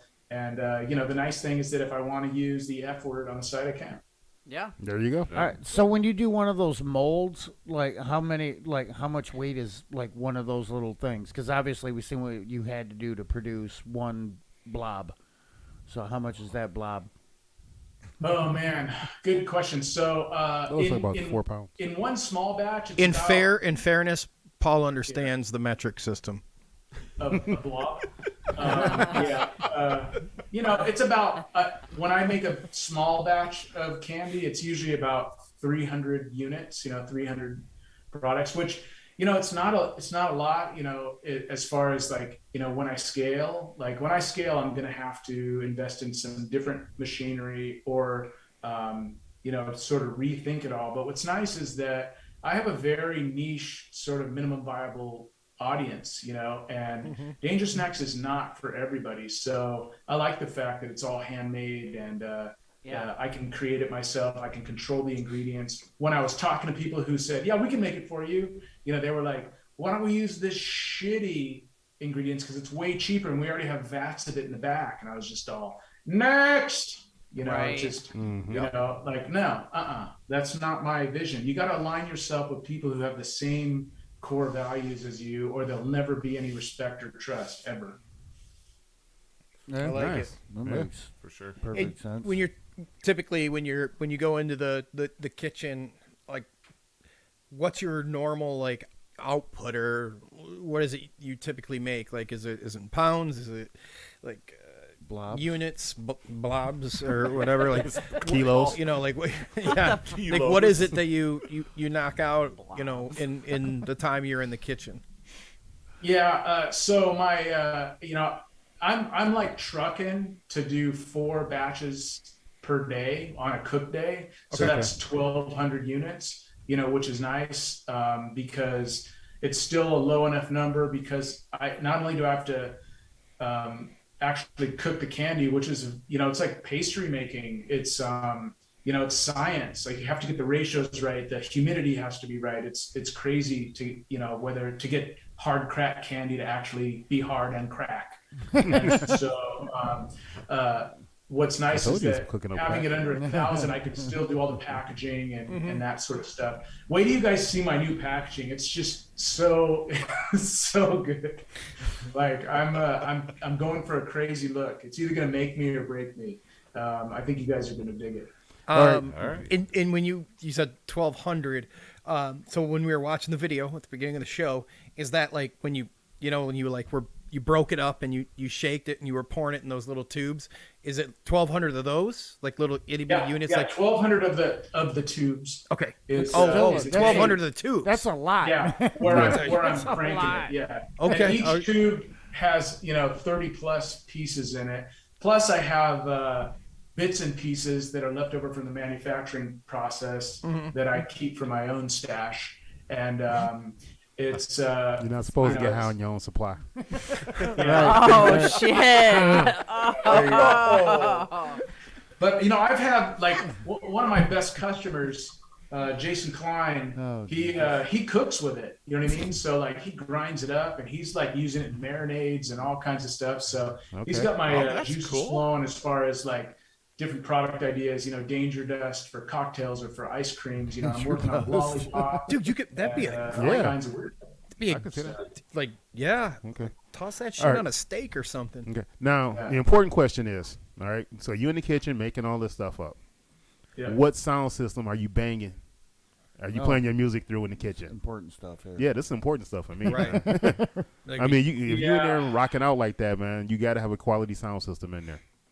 Yeah, well, I wish it were better. So it's either my Beats headphones or I've got like a 3-speaker Sonos system. Oh, there you go. That works too. So, Sonos makes great stuff. It all depends on what I'm feeling. Because the headphones, man, your brain shakes. You just the music's inside of you. I don't have to listen to the machine going and all that sort of stuff. So.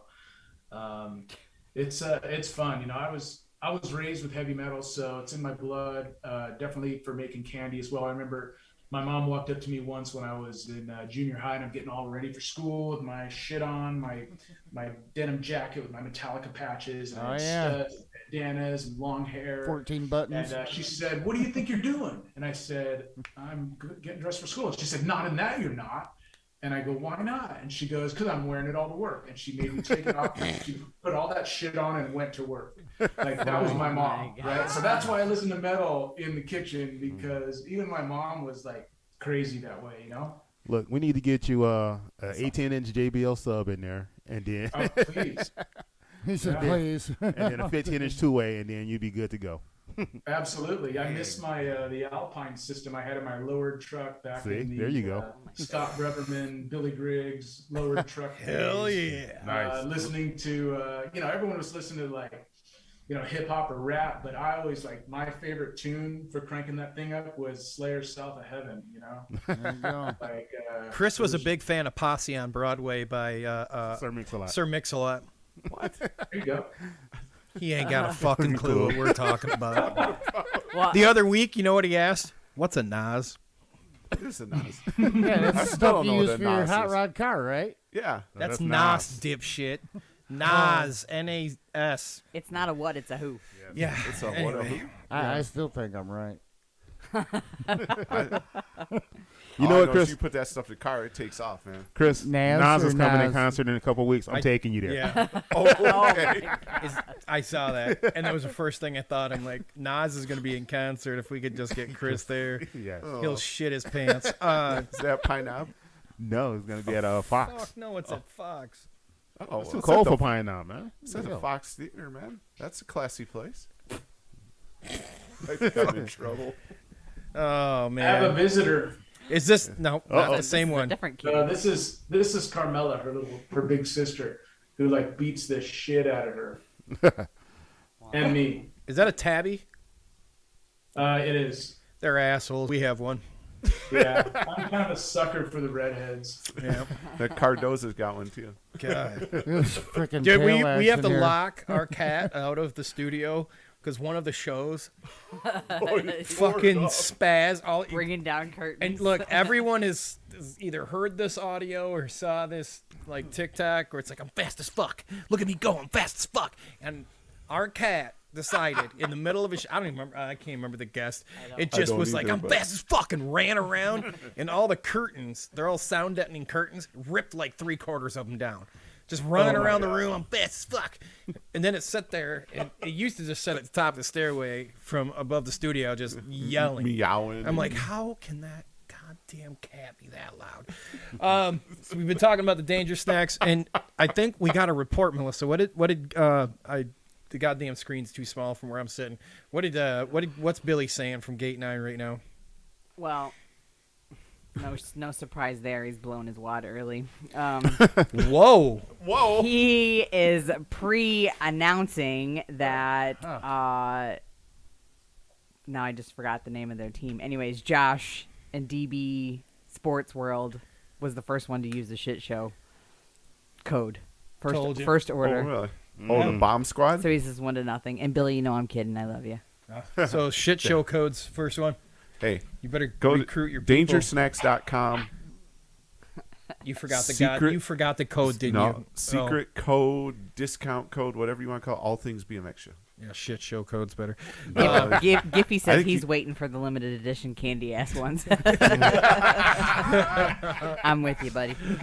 So you know what? Let's we're gonna I gotta hit the commercial to for this, well no, I gotta do the other one for the rims, and then we got to talk about his coaching when we come back from there. Okay. Okay. I'm just clearing it out of the way for later. Okay, so we're gonna go visit T-Bone and his carbon rims. Then we come back. We're gonna talk about once again a reminder where you guys can order the most amazing energy snacks and use Discount the greatest code, All discount Things code BMX shit show, and then we're gonna Come talk on, help about, me out, people. Come on. We're gonna talk about Bryan coaching. We'll be right back.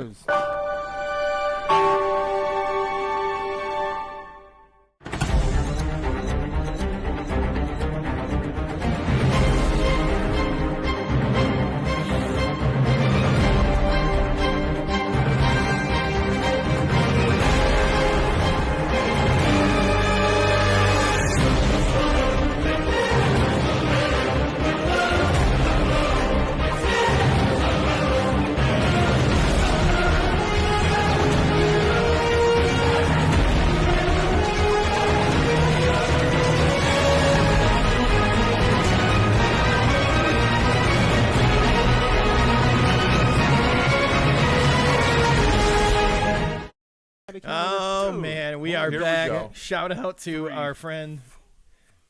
You got that shit? I'm adding it up. So You're adding it here's up? the deal. No, just hold up. All right. So here's the deal. Carbon. It was a shitty meeting today for Chris, by the way. Oh, it was, dude. Anyway, not talking about that. So get your T-Bone Carbone Cartel rims. $500. We've been talking about these things for months now. Yep. And this week is the last week. You can get them for $500. It's the All Things BMX Show special pricing, bro deal, whatever you want to call it, hookup. So get on the phone, get a hold of Bryan, get these things ordered. You only have till Saturday to do it. $500 for a set of carbon rims. Can't go wrong. Get up, get down. Cruiser and 20. Some OS 20. And there's some OS 20s also. And there's all the the little guys ones. Oh, you got little rippers too. Yep. Okay, so $500. $500. So I mean, if you want to go spend $700 on those other, other guys, go ahead. But they're the same damn rims. Yeah. So get the hookup. $500. I'm gonna tell you what. You buy these, and you use the shit show discount to buy these danger snacks. Chances are you're gonna be winning the next race run. That's what it is. Yeah. So. Well, yeah, but if you win if you use the All Things BMX Show code, You'll be watching. it's You'll even watch better. me from loser lane while I'm in the main. Oh, really? Interesting. So again, get your carbon rims. $500 through Saturday. That's the cutoff. Yes. Then the price is going up. 500 bones. Yep. So they What's go to what's the price T-Bone. going up to? Can they go to the T-Bone? TBoneBMX.com. Yeah. Okay. That's You can what I order thought. them right from there. Yep. Yep. Get on there. Get on All there, right. people. All right. Let's talk to Bryan. Better go. So we've been talking about danger snacks and use the shit show discount code and on, order them. dude. That's not fair. I mean, we can go back and forth. All Things BMX Show. It's much better. Now we want to win. You got so much going on. Who's we? Me. Him. My people. I don't know. Whatever. Exactly.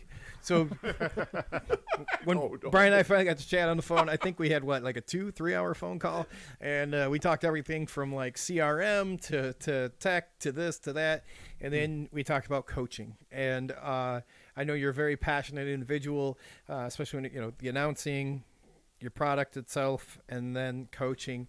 And I wanted to make sure that we got to touch on this and discuss, first of all and foremost, how'd you fall in to coaching? All Things BMX Show. It was Philip Maxwell who asked if I could cover for him for a BMX clinic. And Philip's awesome just because he's OG and, all of his bikes, back in the day at the OGI pit, he'd bring all of his personal bikes to demo the grips, and every single one of his factory race bikes, whether they were vintage or new, all rock the Linda Dorsey stickers. And so he asked me, and I was like, okay, I'll give it a shot. And so I found out that I was good at it. Like, I was actually able to connect with the kids, and it really enabled me to re-experience BMX for the second time, and it wasn't until COVID hit that he was like, I'm out. And I took it over, and I really enjoyed it. So I got to thank Phil for that, and also Roland Leal at Whittier Narrows BMX for allowing me to use the track there, because coaching, I thought that announcing gave me that little edge, where it was like suddenly I wasn't just, okay, am I feeling good tonight? Or am I not feeling good tonight? Am I staying or am I leaving? I suddenly was like, hey kid, what's your name? Are you racing tonight? Like, cause I knew I needed to know him later and I didn't want to suffer on the mic. But it, with Phil and Roland, it really helped me open my eyes even more, cause now I knew the parents and, it was on. So coaching has been just a major deal for me. And I have to say, hearing a little one say, Coach Bryan, just makes my heart melt. Aww. That's awesome. What do you feel is the best advice you give like a new rider?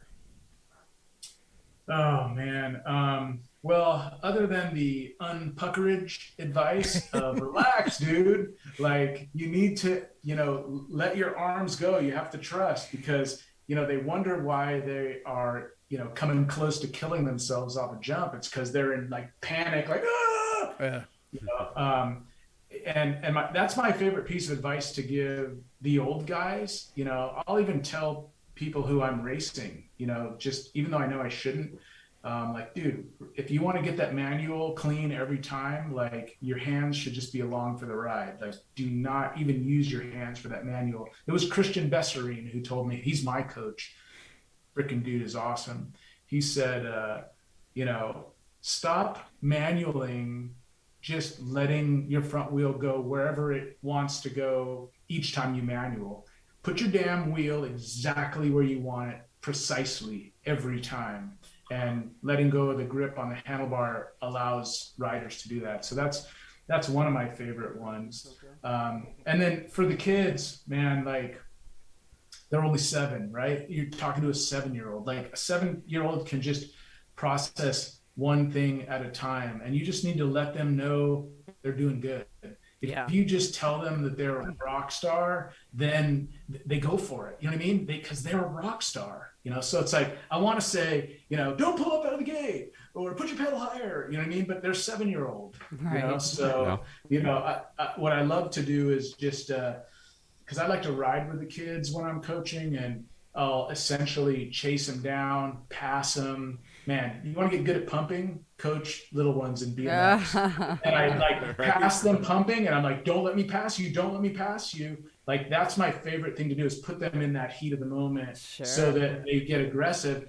And then you can start doing stuff like, oh my God, like I can't mess with this guy. Like this is got like Griggs now. He's gonna hip check me in this turn. You know what I mean? Like I gotta be careful. So then you can start working on like, all right, dude, I want you to go inside, I'll go outside, and we start high-lowing each other, And the kid's 7. It's just rad.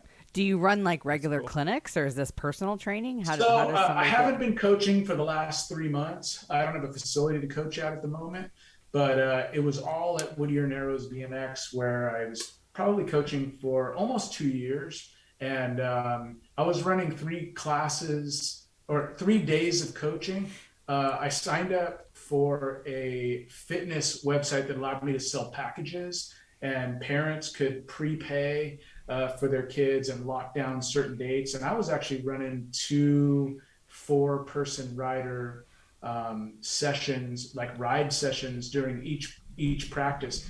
And the reason that's nice is because I can actually point out other kids out on the track who are their age and say, okay, watch, Abity, watch him go through, you know what I mean? Watch all these kids, they're doing it the way I want you to do it. And when it's just us on a BMX clinic alone at the track where I set up the gate, I don't really have that, Sure. So there's definitely something about the crowd and the vibe of, having that there, having all the other riders there. That's just, how can you not be in awe, of the people who are better than you, because that's all we strive to do, is whoop their asses, you know what I mean? But we're in awe. Well, you're who I want to be. We innately learn from our peers, right? Yeah, all day long. So that makes perfect sense. You had mentioned you were using some software, an app, where they could sign up, which I think is pretty rad way to be in today's world, right? What were you using that allowed you to do that? Yeah, so it's called Vagaro.com, Vagaro.com. It's not an erectile dysfunction medicine. Don't ask your doctor about Vagaro. It's a good thing, because I just misspelled totally, it. like broken their balls. Like, Vagaro? Like, what are you talking? And the customer service rep says, I know. It sucks. But the software is really good. That's what she said. It's definitely, but it wasn't software at that point, right? Yeah, no, it's hardware. Anyway, hardware versus software. I mean, yeah, that problem was cured. I asked because that's why you needed there's tons Viagra. of It's because there's tons of tracks that are, there's tracks got their trainers and this and that. That's, one of the things that we see a lot is, hey, sign up, and you see this nice, ad or flyer or something that they post on social media, and you're like, fuck you sign up at, and it's like click here, and then it takes you to their Facebook Messenger page or something, or maybe it's a Square site or something, but this software you're speaking of, it takes you directly to a place, they sign up, and I'm assuming it's keeping email and this and that on demand, so you can go back and contact these people and bring them back in. Yeah, it's bitching. Like on rain days, I can email blast everyone, like, don't come, you know what I mean? Or if they buy a package, they get a discount, and the other cool thing is that it wait lists people. So if someone, wants next, if someone cancels, I mean, it's definitely legit software. You know what I mean? If it were mine, I'd redesign it a little bit, but it works. That's for sure. I mean, I had easily 60 days of classes booked out in advance at a time, which was awesome. And the other cool thing is that you have these loyal families, and it's not cheap to coach BMX, and they've got like 2-3 kids in their family, and they're like at it every week, so you can throw them a bone, give them a gift certificate or a coupon, and throw them an extra class. Like All Things BMX Show. Yeah. Your fucking discount code ain't gonna help you. All right, so you're. That's pretty cool. That is cool. Yeah. So if somebody does this software work automatically, where if I was on the list and I canceled, it would instantly just hit Damon up for you? If he was next on the wait list? Huh? It's possible, he said. Oh, okay. It essentially, I don't know. I don't know if it auto responded, hey, an opening just happened. I think it's more me as the administrator, I'm adding people because, it's BMX is hands-on, right? Like sometimes I'm booked, I have 4 kids in a class. I tried to keep it under 4. Sometimes it grew to 5, it's like, hey, I have a friend down, who actually flew in from another state. Can you ride with us? So, you definitely have to do that hands-on thing and add people in. So have you done any sort of like a 30 or maybe like 40 and over only camp or clinics? Have you dabbled in that at all? No, I think the closest thing that I've done is at all my clinics, I always invited the dads to come. Bring your bike. Okay. Like it's so good to have the parents, moms as well, to come ride with us, because especially the little ones, they see pops out there, or mom out there riding, and they get into it. And the cool thing is I feel like a lot of the encouragement that I was, giving to the parents to participate, they would actually start riding and racing, because they were in. Great. So it'd be nice to work with a, sort of a members only, older. I got that joke. Well, I got a AARP squad. We've got a friend of ours here, and we're north of Toledo. Pretty prestigious track there, and he coaches. It's 40 and over, right? It does 30 and over. Oh, 30 and over, and it's crazy how packed he is. Like it's just. He's I wish that douchebag would finally get back on a bike and race. Fuck you, Heath. But he is an amazing coach, and he knows how to coach old men. How do you really feel? I wish he'd start racing again. Okay. Yeah, I really do, because I'm finally faster than him. Anyway, oh, God. But all he those has pictures at amazing fucking turnout. Okay, here's a quick backstory. Every year, Melissa has watched this. He sends me a picture of a person that beat me 4 years ago. The only time this individual's ever beat me racing. He sends me a picture. I may not talk to him for 6 months. I wake up, I look at my phone, and he says, "This is your reminder, bitch." And I look, and I'm like, he ain't raced He ain't racing 3 years, and I'm still getting talked out that I lost to him after I come back to racing after like a 7-year hiatus. But he does an amazing job though of like bringing, and he does a great job of coaching us older guys, and like just building the confidence, like just the simple fact of manualing. You know, like a longer jump, right? Like how to break it down. Like, no, you can do it. He does a really good job. I just was, you know, if that's something you've done, I was curious to hear your feedback on it. And if you haven't, do it, because there's a ton of old men that need that coaching.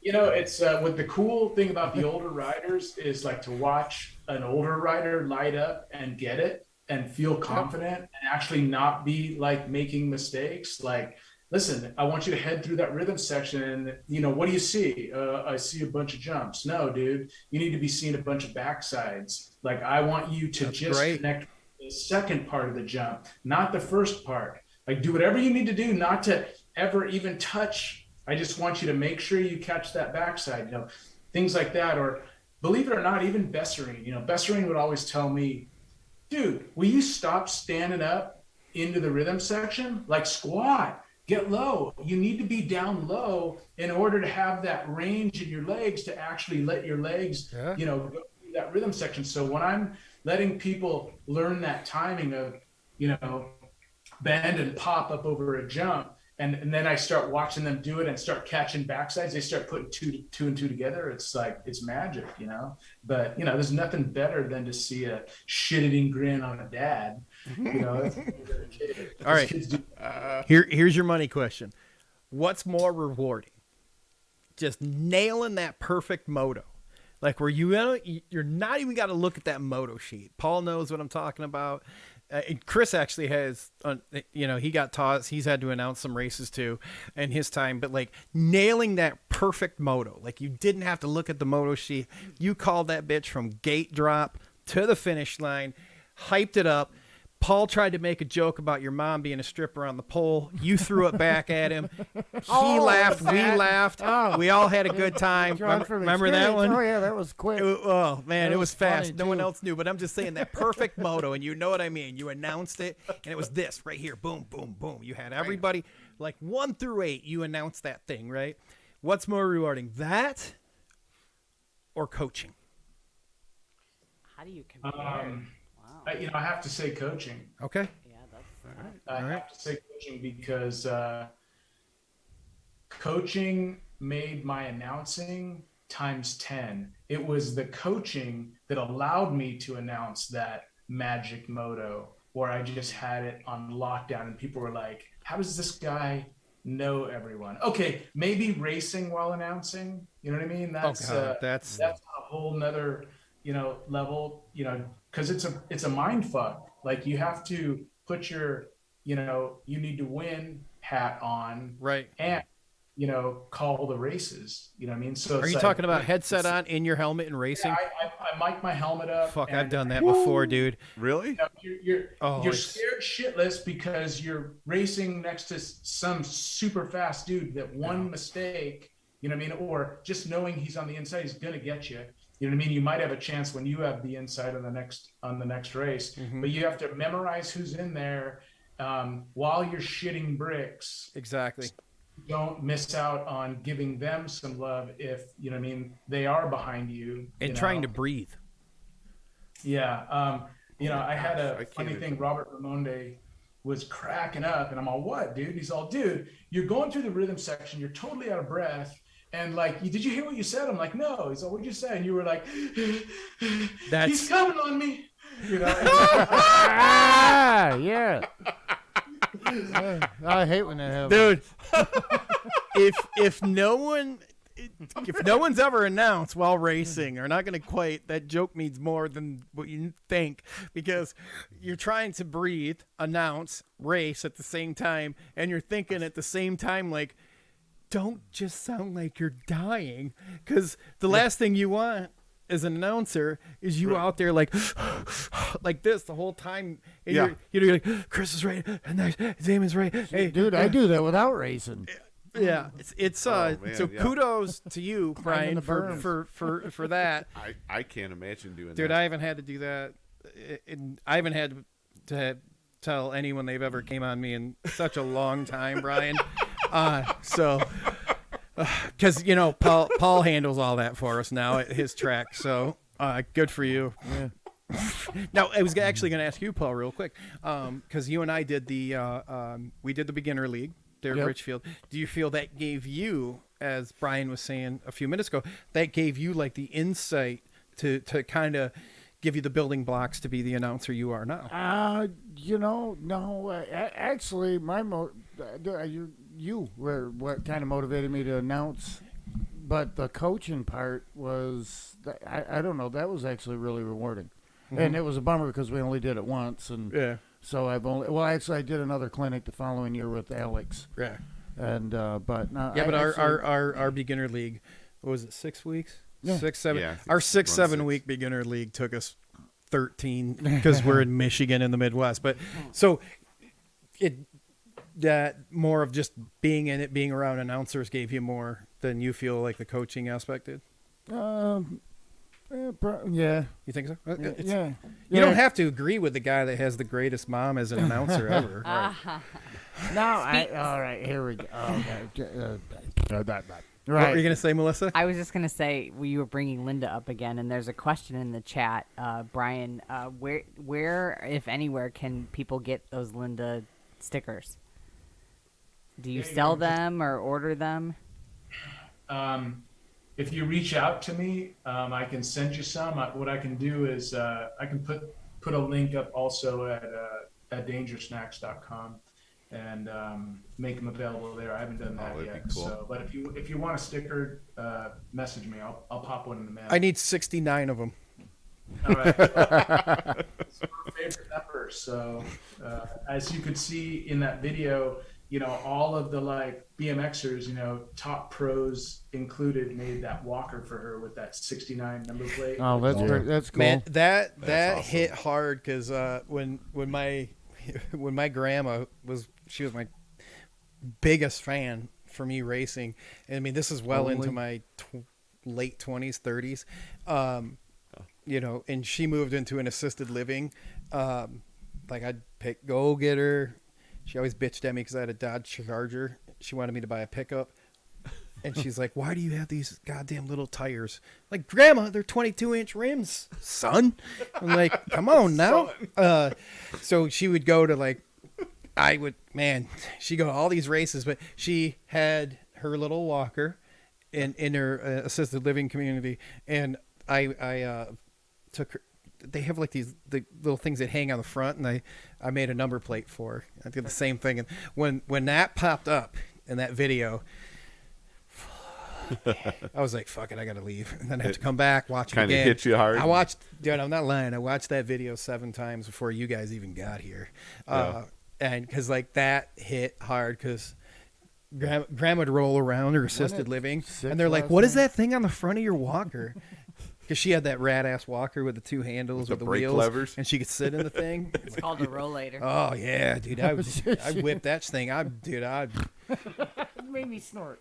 That bitch had Shimano fucking brake levers on it, man. Seriously? I didn't fuck around. You pimped her ride, dude. So they'd have these things that would hang on there. They could put their laundry detergent and shit on it. And that was where I had to pin grandma's number plate. It's funny, Brian. So was it your my plate, grandma had 69 on it. Oh, did it? She's like, what the hell is wrong with you? I'm like, Grandma, it's my race number. It was never my race number ever. I was gonna say. But I was just like, how funny is it? My grandma's in the. Just tell her the 3 fell off. Yeah. I was 6'3", Yeah. Right, that's what I'm saying. Just tell her the 3 fell off. She knew. She's like, I'm down doing my laundry. Everyone's looking at me. I'm like, I don't know what to tell you, Grandma. Keep getting hit on by all these geezers over in the bingo hall. Oh man, Brian, I would say thanks again, man. This is so much fun. Shit, we got to have you back again, man. Can you come back and join us again? Dude, I love you guys, man. All Things BMX, forever. So thank you. I think we need a viewing party for Major League at some point. Yeah, that would be good. Yeah. Why? You just need to have a conversation. No, Yeah, we could just do it. We could just, They're still shitty. Just act it out. yeah. Sounds like you guys. Who the fuck are these guys? See? Dude, I turned it on. So the one day I'm messaging him, and I turned it on, and I'm watching him. It's just like, what the fuck are you watching? I was I'm like, you are Major not League. seriously watching this. Isn't Bob Euchre the announcer, the radio guy? He's the one that's just drinking and shit. Yeah. And I'm like, Nobody's listening anyhow. And I'm messaging Brian, and I'm sending him pictures. Melissa's like, what? Are you watching Major League? I'm like, yeah. I was like, dude, the guy that's going to be on the show fucking loves this movie. She's like, I haven't seen I that was in so not long. born with that Here chromosome. is your chicken. yeah. What if we just get him some KFC so he doesn't have to kill a real chicken? I got 100 of these for every base I steal. See? Everyone knows. So who needs to watch the goddamn movie? I do. I need a refresh. Yeah, Chris. Speaking of refresh, You just got one. we got to talk. Yeah. Hold on, Brian. Chris, Damon. Chris, Oh, that's Damon. the excuse. Chris. I've been out of town. He didn't watch it. Let Brian know, Damon. All right, here's what it is. You sent Brian. him home with some homework. Chris Beers have 2 never weeks watched ago. Anchorman 1 or 2. So he kept saying the excuse was he can never find it to download it to stream it, whatever. Nope. I found the DVD of both movies. For like $4. Yeah. Yeah. Gave it to him. Chris, I told him to watch it. Chris, what happened? I watched about 3/4 of the Anchorman 1 or the Anchorman. Yeah. one. Yes. Yeah. I didn't get to the whole thing because Why I had not? to go to bed. So I still need to watch the end. I haven't seen the end yet. I haven't seen either of them either, so. Oh, What the fuck? Oh. All right, fuckers. man. Here's what No. I'm going to do. No, now it's I'm going to awesome. send you home with Anchorman 1, 1.5, 2, 2.5. 2.5. Isn't Christine Applegate one of them? She's in both of them. Okay, she's I'll in watch both it of them, then. dude. Yeah. I'll watch it. 2.5 is Is there literally any nudes? 3.5 hours long. Is that like an uncut? Yeah, they didn't. Yeah. Rated Yeah, something. Yeah. No. No, so far it's pretty good. Told you. Because we be making references to the movie, and Chris is like, I got nothing. Yeah, I don't. What's I a don't know Nas? Yeah. What's that? I don't know what that is either. I'm telling you, man, Lord. it's a shit. you I put in searched your high and car. low to find that movie, Hit the and you button. haven't even watched it all the way through yet. I haven't got the whole thing, but I will. You could have watched it on the plane going to Florida. Yeah, he could have. San Diego Nights. Oh, look! There he cat. is, There's the cat. There you go. Danger snacks. Wait. The Danger Snacks logo. There we go. That's Snacks. crazy. Go to dangersnacks.com. Order yours today. Somewhere, someone's missing All a right. cat. But we still need to watch Major League again. We do. That's not All ready right. We're to going to have a viewing find it party. now. All right. All right. I gotta Oh, look at those eyes. Wicked eyes. That's a beautiful kitty. Cats are mad. Danger. We're gonna jump into the newsmaker segment, Brian, and you're always welcome to chime in. Before we do that, we've got a commercial to roll real quick. We'll do newsmaker, then we'll check in with Melissa, right?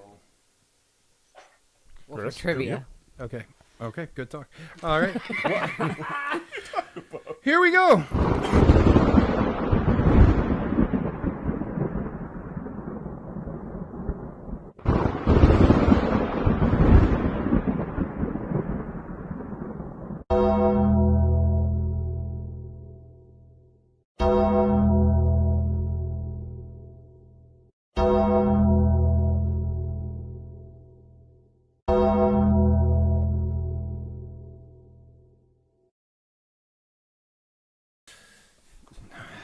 Man, All I right, can't so wait for that race. Cape Coral BMX Oh, they're gonna have the Blackout Series. blackout jerseys, man. It's gonna be sweet. Here's the details you have.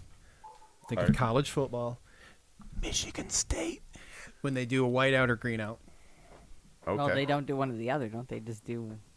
Well, they'll do. I mean, it depends. I don't know how they do it. I don't know. Yeah, they pick one or the other. So Okay. if they're home, obviously. If Oh, that's how if they you decide. follow Okay. the undefeated NCAA football team in the Big Ten, undefeated, Was and you a- go on it the was a hell road. of a game that you slept through, Mr. Most of Fairweather it. fan. You're right. But you know what? I did wear my You Spartan wear socks. some You did. panties because Yeah. you're a Spartan fan. I don't care if they won or lost. They suck. Oh, boy. You realize Here our we go. coach has beat your coach twice? I don't have a coach. Yeah. Coach? No, actually, I'm a Chippewa fan, so Well- I just don't even count. I'm a Chippewa fan. Unless Man, I got You're fighting so, this Bronco back here. Oh, yeah, I forgot. Oh, Western. Dude, I got so Oh, boy. blackout drunk at Central versus Western one year that the cop Yeah, woke me up and exactly. I was like leaning up against the Central Michigan sign. What's a Bronco? And I didn't even, he was like, It didn't Piece fall of shit over. Ford truck. no, it didn't fall over. He asked me where I was and I was like, I think I'm in Illinois. He's like, what are you doing in Illinois? I was like, I'm trying to find hand job apparel. I need a shirt made. That was it. That was it. Oh, my God. And there's your segue to Newsmaker segment. Newsmaker Alrighty. segment. Who brings us Newsmaker segment, Chris? Oh, that would be BMX Racing Forum. So get over there and check out. Think like the BMX penthouse for him? Huh? What? No, BMX Racing Forum, man. That's, what? Oh, okay. Different stories. Chris doesn't know Okay, about that. never mind. You never read Penthouse Forum, Chris, when you were a teenager? Oh, Jesus. Guess Just not. let Chris read this, okay? This Okay. one time. All right, Peanut Gallery. Oh, my gosh, We people. lost our mic privilege. Hey, don't we have a commercial for this? We just played it earlier. Just bud. read the goddamn thing. No, we didn't. Read it. All right. So, BMX Racing Forum, sponsor of the Newsmaker segment. We literally have two sponsors that pay us. This is one of them, okay? All right. Pre-grands. You guys are killing me, man. All right. Pre-grands. High Performance Training Camp. November Which none of us 10th. have any idea what that means. Well, I don't, but None of us do, dude. all right. So this is for you serious grands racing people here. All right. Cape Coral. What? Nothing. Just read it. I can't hear you. All right. Quiet, Paul. Pre-Grands High Performance Training Camp, November 10th through the 11th at Cape Coral BMX. Through the 14th. That's what I said, 10th through the 14th. You did. All right. With your coaches, Nick Long, Olympian, and Barry Nobles, current Vet Pro badass. Yeah. Yep. It's at Cape Coral BMX. You're going to stay at See To It Vacation Rentals out in Cape Coral as well. Register right away. There's only a few spots left. It's $1,500 for the whole time you're there. That includes accommodations. There's also a day camp where you just come from 9 to 4 each day. It's $600 per day. No, for the whole time? Right. Oh, It's my the mistake. whole time, I'm man. sorry. Oh, you're good. All right. Sorry. It's at, like I said, so if you do the $600 version, you're there from 9 to 4 daily. Yeah, so which is the through camp, the training Yep. camp part of it. And then the camp provides you with two races. All right, 2 races, no accommodations for the $600 price. Right. $1,500. So you have to be homeless. Yeah. But you still get taught by Barry Nobles. Yep. Right, and Nick Long. And Nick Long, man. Yeah. That's the captain. Dude, I'd sleep with Corey in his weird ass RV for that. God, I'm glad that's where you went. I ain't touching that one. We're gonna put the link So, up so you guys check can out the register. link. Get in there as soon as you can. Like I said, it's going quick. This is a pre-grands thing. It's November 10th through the 14th only. Cape Coral BMX in Florida. Get there, get that done.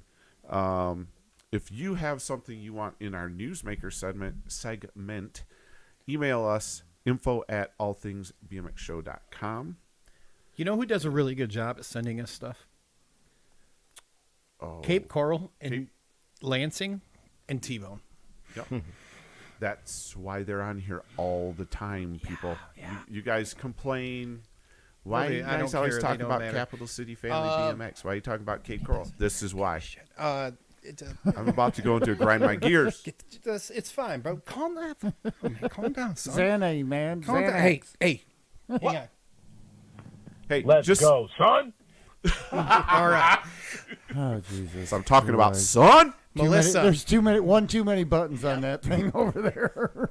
No, just wait till he fills them all the way out. Dude, I think we need another one. It's that time, okay? We're going to do Billy, you're lying. Billy, you're lying. Melissa's famous trivia, brought to you by Ray's MTV, which They're opened up. they are. We got to get down there ASAP. Dude, All right. hit that. Raise indoor bike park. It's amazing how many innuendos come out in BMX conversation. I know. I'm gonna go back and count them. And I don't think that he knows he's making them. Or else there's just 4 other really dirty minds that are hanging out in this room. Oh man. Bro, we got realize, we, like, and I'm the we have oldest- Brian here too. So I'm the yeah. oldest guy in here, all right? I keep watching Paul laughing his ass off over here, and Chris has got no idea what he's saying. Oh my gosh. Awesome. How's Detroit Velvet Smooth back there, Miss? Well, usually creeping me out. Something's coming out of his face today. See, there you go. Another one. Better out of than on, I guess. Depends on who you talk to. There you go. Something just happened. That was me. Okay, sorry. I just heard a big I was like, crack. Actually, that was Sirius Satellite picking up our show. Is it? All right. Yeah, that's it. And they're gonna immediately dump us. Now find us on So my satellite trivia radio. question is in relation to danger snacks. Little inspiration. And you can't answer. Correct. Yeah, Brian, you can't Man, I answer. wish I had Archer just yelling "Danger Zone" right I now. know. I thought about it for a second, but so I got a Rad Dad's beverage koozie. We got our usual sticker pack here, and hot off the press, just arrived today from our good buddies at Dye Job Apparel. I love this T-shirt. I do too. This is the back of the T-shirt here, with the "See No Evil, Hear No Evil" skeletons here. I like that one. Yeah. Yep. And then your ATV backpack. All right, so I want to know. How many of those backpacks did you guys order? Oh my God, that's from Grand's last year, and as you can see, I've not gone through them all. There's still a stack back there. Do you need one? We got them. Need one for your gear We bag? have another 5,000 on the way. Yeah, no believe it. kidding. The prize closet is overloaded. Yeah. All right, so With what- backpacks. With backpacks. All right. Sorry, Melissa. Hey, if you guys got stuff you want us to give away in the trivia, send it over here. even, but then it was. What is the hottest pepper in the world? All right. The hottest pepper in the world for the prize pack.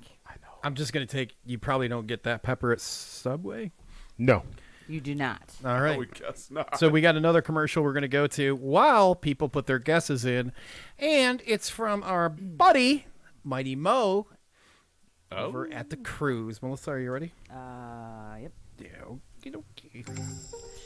All right, join us on the T-Bone sponsored Mighty Mo's BMX cruise on Royal Caribbean's Mariner of the Seas. It's going to be a 5-night cruise leaving September 19th through the 24th, 2022, out of Port Canaveral, Florida. There are several stops along the way, and as you can see, the fun will never end. It's also going to include stops at Royal Caribbean's private island. Gate 9 Number Plates is sponsoring the Stomp and Stew event, which will include a presentation by Stu, and we will also be honoring Howard Cato with a humanitarian award. The All Things BMX Show is sponsoring a dodgeball tournament, so be sure to sign up. And from what I hear, there's going to be a lot of surprises along the way. So contact Anita Tillman for all the details and make sure you get those reservations in right away. Riders ready? Watch the waves. Oh, man. I can't wait. It's going to be something else. Damon, you ready to tell them who's going to be on the show next week? As long as he can read it. Yeah. Oh, yeah, I kind of sprung this on you. Sure did. So, the man himself. Love that guy. Well, I'm glad you guys do. I'm not familiar with this guy. Oh, You you're can't gonna even be. say you're so unfamiliar. You can't even say Garrett Rapp. Yeah, Garrett Rapp. That's also. Horns. I'm like trying to go through like on his name in my head and you trying know to what? picture him. You know how you know him is he did the raps for Tyler's helmet, the helmet, Josh's helmet guy. helmets, and he did T-Bones. Yeah. All Yeah. right. Now you talking about. And he also flew down to Florida, took a whole bunch of pictures, really awesome graphic design guy. Plus, he's in this super kick-ass band. It just seems like we just keep networking with more and more people that are in famous bands. So that show is going to be a good one. And, Brian, we hope you join us for that show also. Brian Wilson will be on there. He wants to ask a whole bunch of questions and try to jam Garrett up. So it'll be a good show, and he'll be on there next week. So looking forward to having him on. Paul's Trivia. You want a trivia question? Why have we not done a voiceover for that damn Moe's commercial? Dude, we're going old school radio when they read spots live. Right. I like to do it different every time. Right. Okay. I just was curious. You want to do it after the show's done? No. You want to record that shit? No. Then shut the fuck up. Okay, then I do. I want to. You want to? Yeah. Seriously? Yeah. We'll why call not? Mo and ask him if it's okay if you do it. No. Yeah. All right, we'll do I think it he's next gonna say week. no because I wouldn't blame him. I was gonna say, You know he's what? got It's exclusive- fine, dude. Melissa's exclusive. You're gonna do it. I'll overlay it on that commercial. And I Paul's, just asked a simple question. Paul's beautiful voice. I didn't will be realize the that we were voice. going George and Gracie. I didn't realize that was the whole concept. Old school radio. Don't forget the sponsors, Gracie. Have you fucking watched any FM radio lately? Don't hit him. No, I listen to classic radio all the time. They took my 40s When you say Junction. classical, do you mean like fucking goddamn? Yeah, like George and Gracie and the He's Six listening to Gun shit from the Shooter. 30s and 40s. Yeah, You talking like- radio. You're talking like George Will Burns? you do me a goddamn Yes. favor and turn on George and 103.9 and learn what a read is? The killer Holy part is shit. he's I listening to can't- all this classic radio, and I see why he still has a fucking flip phone now. Yeah. Dude, I still the have a only way to get rotary a- dial on my wall. Yeah. And it works? Yeah. And there's no one you can get a hold of because they're all dead.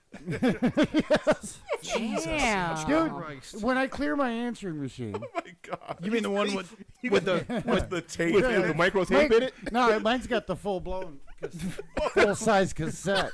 I don't even got micro, man. Innuendo number. Yeah. Well, this shit just fell off rails. So now we got to go to our showcase segment. Showcase. I'll Hey, get a fax soon. don't forget when you order your danger snacks. Shit show. Shit show.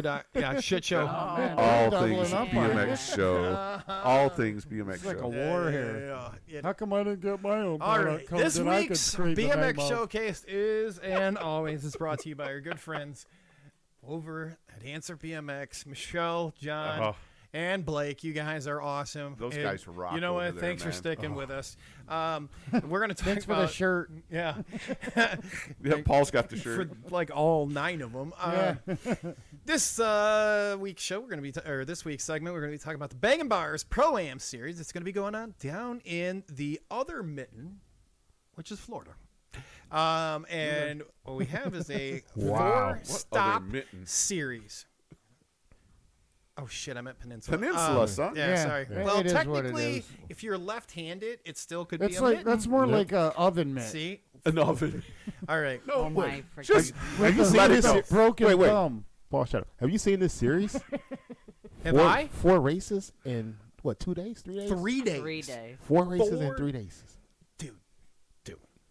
Bro. Okay. First Listen. of all, Hang on. This is bad. Listen. Are you ready? yes. Let's go, son. Exactly. $10,000 in the payout. 3 days, 4 races. Pros are going to be pissed because they're going to race 2 days. Or going to race 2 times in 1 day. Like, it's going to be nuts. So, you have to race all 4 races to be eligible for the payout. You're going to race at Naples. Oh, my God. I can't. Dude, I wish. this is I awesome. wish I can afford to fly down there, but with the grands, it's not going to happen unless somebody just goddamn Venmos me a shit ton of money. Or I bought a bunch of scratch-off tickets today, just hoping I could go to this because Naples has like the coolest track. Okay, it's not massive tall-wise, but it's a fun track because they got Fun like to a ride. local ordinance that they can't build taller than like a 6-foot fence, so they had to get real creative with their track. So like their corners are. Think of like a pump track. If you guys are in the Midwest or Northeast, think of a pump track berm, but like wider, right? So they had to accommodate that because of the speed. But it gets, dude, I went to that thing with 3 grown ass men, and that was my butthole was tighter than a goddamn snare drum. It's fun. Was It's it going to dude- be awesome It's a dude white moment. when you're done. Naples is going to be great. I love Charlotte's track. Charlotte's track. I love that over and under. Oh, Yeah, I love that. sweet. Dude, then you're going to turn around and you're going to go to Cape Coral in the same day With the same grown man. with the same grown-ass men. Then you're going to turn around and you're going to go to our friend Triple Creek, okay? So that's Rick Kanida's track, which we get to double down on this announcement just so you guys know. God, I hope she hasn't been watching the show. Haley. I was just thinking that. Haley, the hair, Kanida, she is going to be back for another season. Is she coming back? Yeah, probably because she doesn't watch our show. So she's going to be our on the ground, in the field, Florida State Series reporter like we had last year. Awesome. Which this weekend, you know where they're racing? Oh, Florida? darn, I did. You ain't know. winning shit, Chris. Yes, I do. Jacksonville. Yeah, they're going to be in Jacksonville this weekend, Pump. which means Pump. next week's show, which has who, Damon? Garrett Rapp. Garrett Rapp. We're going to get our first field report from Haley. All right, sweet. There we go. I don't know what I'm more excited about. It's going to be These cool. scratch-off tickets, Haley, this Pro-Am. So, I just need video from this racing. dude, the Naples They need to race live stream this, man. is going to... Okay, so the Naples race is going to be, it will be insane. Like, the only other race I can think of that pros are going to be racing on for the rest of the year, okay? Like, Supercross is cool as shit, but whatever, is going to be Akron, okay? Because Akron is not a normal layout, right? We know this. So if you've followed racing, Brian knows this because he's an NBL guy. Akron always was the last race before the Grands, okay? So it has a very NBL unique... Grands. Yeah. Thanks, Chris. Just It has for a folks that don't know. No, for real. It has a very unique layout. It's not an M layout. It's not a paperclip layout. It's, dude, it's way rad. The pros are gonna race on that thing. Okay, so the pros are gonna race on Naples. Shit's. As our buddies over there at Beer Budget Show say, "Are you shitting me?" It's gonna be tight, okay? And every stop in this Bang and Bar series is gonna be awesome, and it'll be a fun time. And Paul, don't sit there and judge because and I stole the Bang and Bar series for the I-69 series, which is the trophy hanging above Melissa. Right, I don't. Billy says Akron's changing their track. What? You fuck. They bet not. I better make a phone call. I will make a phone call. If they turn that They're son not bitch making it into a into an normal M, layout, man. we're done. Little paper clip. I'll break up with you right now. Move it inside the blimp facility. The hangar? Yeah. Hey, nobody in there, so they could. But it's going to be big, 10 grand payout. I mean, here's the thing, though. You literally need like 10 grand in Florida before the pros even get serious about showing up. That's a hell of a purse, dude. I mean, that's Yeah. well, I mean, obviously that's probably between all the classes. I thought us giving out 14 was a lot. Right. You're Well, welcome, Jason Baird. They well they had He took all of it and won the 50-50. Damn, Yeah. 50-50. Yeah, it was a great day for the Baird family. They had it got rained out, but tuition. was it last? It was last week. T-Bone was going to do the Pro-Am thing on Thursday, but it got rained out. What was that? 1,500? It's like $1,500 bucks. I think so, yeah. And I was like chatting with some cats, and they're like, "Yeah, 1,500." Like 1,500 plus entry 1,500 fees, to bro. win? 30. It's like entry fees of $30, man. These cats lived up in Tampa. That's like a 3.5 hour drive, and they're like. Not worth it. I was like, damn, Florida's on a Seriously. different level, son. Yeah, definitely. You know? So anyway, that's what's happening in the showcase, man. Look, it's gonna be a good time. Can't wait to watch that. Again, we got Haley the hair. She's gonna be doing the on-site reporting for the state series down there in Florida. We're looking forward to that. As always. That's gonna be fun. Yeah. This cat just wants some screen time. Want some TV time, son. We're gonna put Florida's my mom's favorite place ever. I mean, other than the President's Cup in Ohio on Christmas, like Sarasota and like heading out to visit her peeps in Florida, you're bringing back a lot of memories. I'll tell you, your mom was all I could remember was at the Christmas Classic, mom announcing there, and that was I I never gave two shits about the race. I just was like, man, I can't wait to get there because Linda's announcing, Roger was announcing. It was just like, and then like whoever they were grooming at the time, they were the ones announcing the underling classes, which was what I was racing in. It was just a great vibe there. Would they have had Royable there? What was that? Would they have had Royable there? Would he been? Oh yeah, I think he actually announced a little bit there. I want to say just because my mom sort of took Roybal under her wing a bit. He's always talking about it, and then he blossomed into his own little flower. But my mom's favorite race for sure was the President's Cup, and I was lucky enough. I only won one trophy. It was the third place, like Tony Zanaka. That was 1990, and that was when I first turned Superclass, and I was lucky enough to finally take home a President's Cup in 2014 in Louisville, Kentucky. Nice. Wait, what does it read? What and over, boys? 46. Okay. And over. See, there we go. There we go. Okay. Wait. I'll get it. A little I'll lower. get it. All right. Perfect. 46 and over, boys. Just little old boys. Love it. Little old AARP collectors. Everyone's got like a President's Cup story, right? So like if you've ever raced there, you got one. You can share one. Like put it in the chat, dude, because you know who has President's Cup story? Marie McGilvery. Fuck yeah, dude. Oh, dude. Stealing. Ryan Fell too. Yeah, like Marie was influencing me to steal trays from the food court. Lunch trays, to slide down the underpass. Wow. Yeah. Yeah, I've got a good one too. Share it. Oh man. So I'm in the hotel room and my mom was cool enough to buy us some beers. We must have been like 15. Allegedly. Allegedly. And Maybe. so I complimented this girl on her ring that was in our hotel room. Well, she grabbed me, took me into the bathroom, and had her way with me. And everyone in the room was banging on the doors, just like, we know what's going on in there. And the parents got wind of it and brought all of us down into the lobby. And the dad sat us down with a very serious look on his face. And he said, listen, I know there was some finger banging going on. And all my boys were just like, no, sir. We were just hanging out, singing Kumbaya. Like, it was just so awesome. Nobody cracked because this dude was intimidating. It was great. Just reading some Bible verses, sir. Yes. Man, singing hymns. You seem to have a reoccurring thing with older women, Brian. Good for you. You want to do birthdays, Chris? Oh, I can't wait. Chris, are you playing with your mic again? He is. When you hear stories about older adjusting. women. Yes. All right. Just keeps fiddling with his knob over there. Just fiddling with his knob. You guys. Oh, man. Yeah.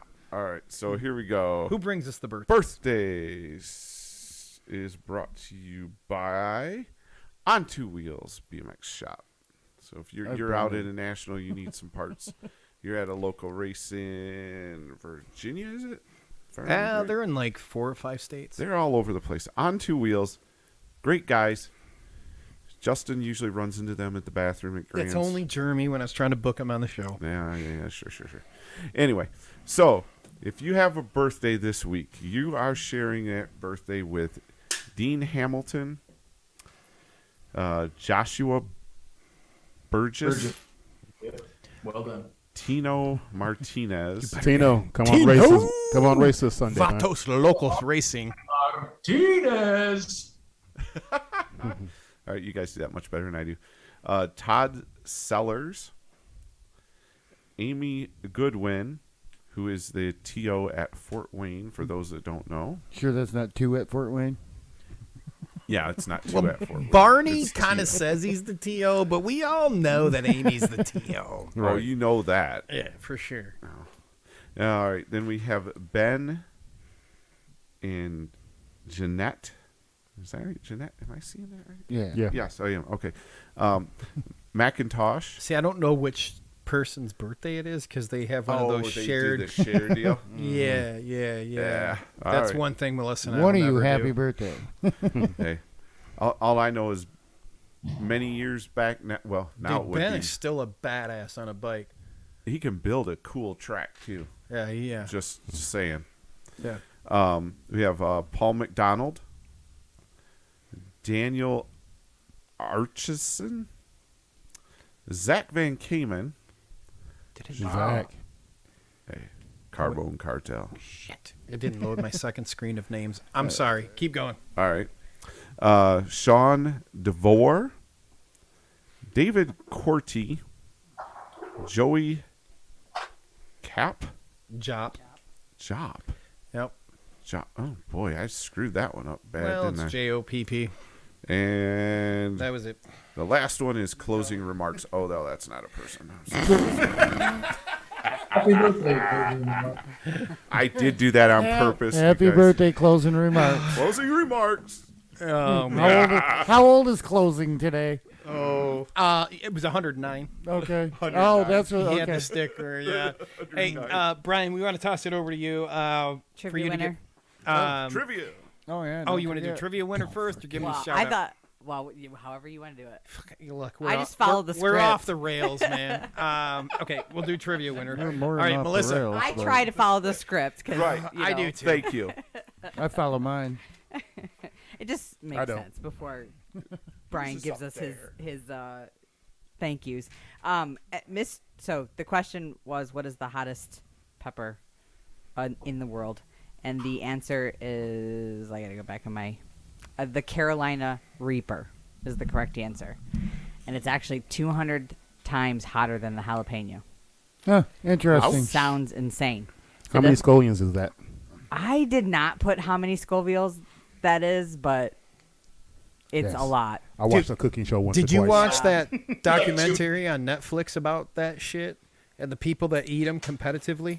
Oh no, I've heard about it, but I didn't Melissa watch and I it. watched that shit, dude. It was like, there's Yeah. Competitively? Yes. bro. There's a couple of prisoners at the Thumb Regional Correctional Facility that crossbred some peppers, and that was the hottest one I've ever had in my life.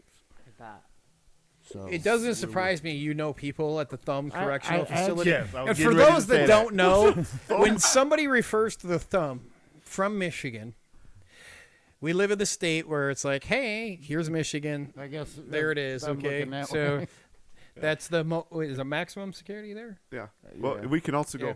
We are about right in here. Yeah. I That's actually where knew we're a at. sergeant And when I refer to from there. Florida, and I'm like the other peninsula or other mitten, you can Other just hand, upside son. down, bro. Other yeah, hand, this son. way. I don't care. No, Whatever. like that. There you go. Yeah. So So my You winner, don't care which way the fist goes. All right, so who won? my trivia winner is Jace Draper, or Draper, possibly. So please send me through either the info@allthingsbmxshow.com email or messenger your home address, and we'll get you your prize pack. Thanks for playing. All right. Nice job. Congratulations. you know Jace, Brian? I don't, but No, I you do do. respect someone who knows their spicy peppers. So Watch- Jace, when probably you watch Hot order your Ones. danger snack, use the discount code SHITSHOW. All Things BMX Show. A lot of people said ghost pepper, but I think that is one below the Carolina It is. Carolina Reaper. Two. Well, Two below. Okay. I feel like Brian. So do you watch Hot Ones, Brian? Are you a I fan do. of? Okay, yeah, it's an awesome show. Hot Ones is just where they sit around and they Just eat They hot- eat 10 wings that progressively get hotter. Yeah, I've seen and that. they're usually the dudes had some huge people on, like Really? just all Yeah. kinds of famous people, man. You wouldn't think would go do this show, and they do, and they always regret it. You know what? The next time we have Brian on, we'll do that. We'll do a hot. We'll Yeah, do a- we'll order a shit ton of wings from I'm- where? wherever. Melissa, I'm down. B-Dubs is the only Yeah, place B-Dubs. close, I guess. And or then we'll just wings, see etc. who cries. Let's do it.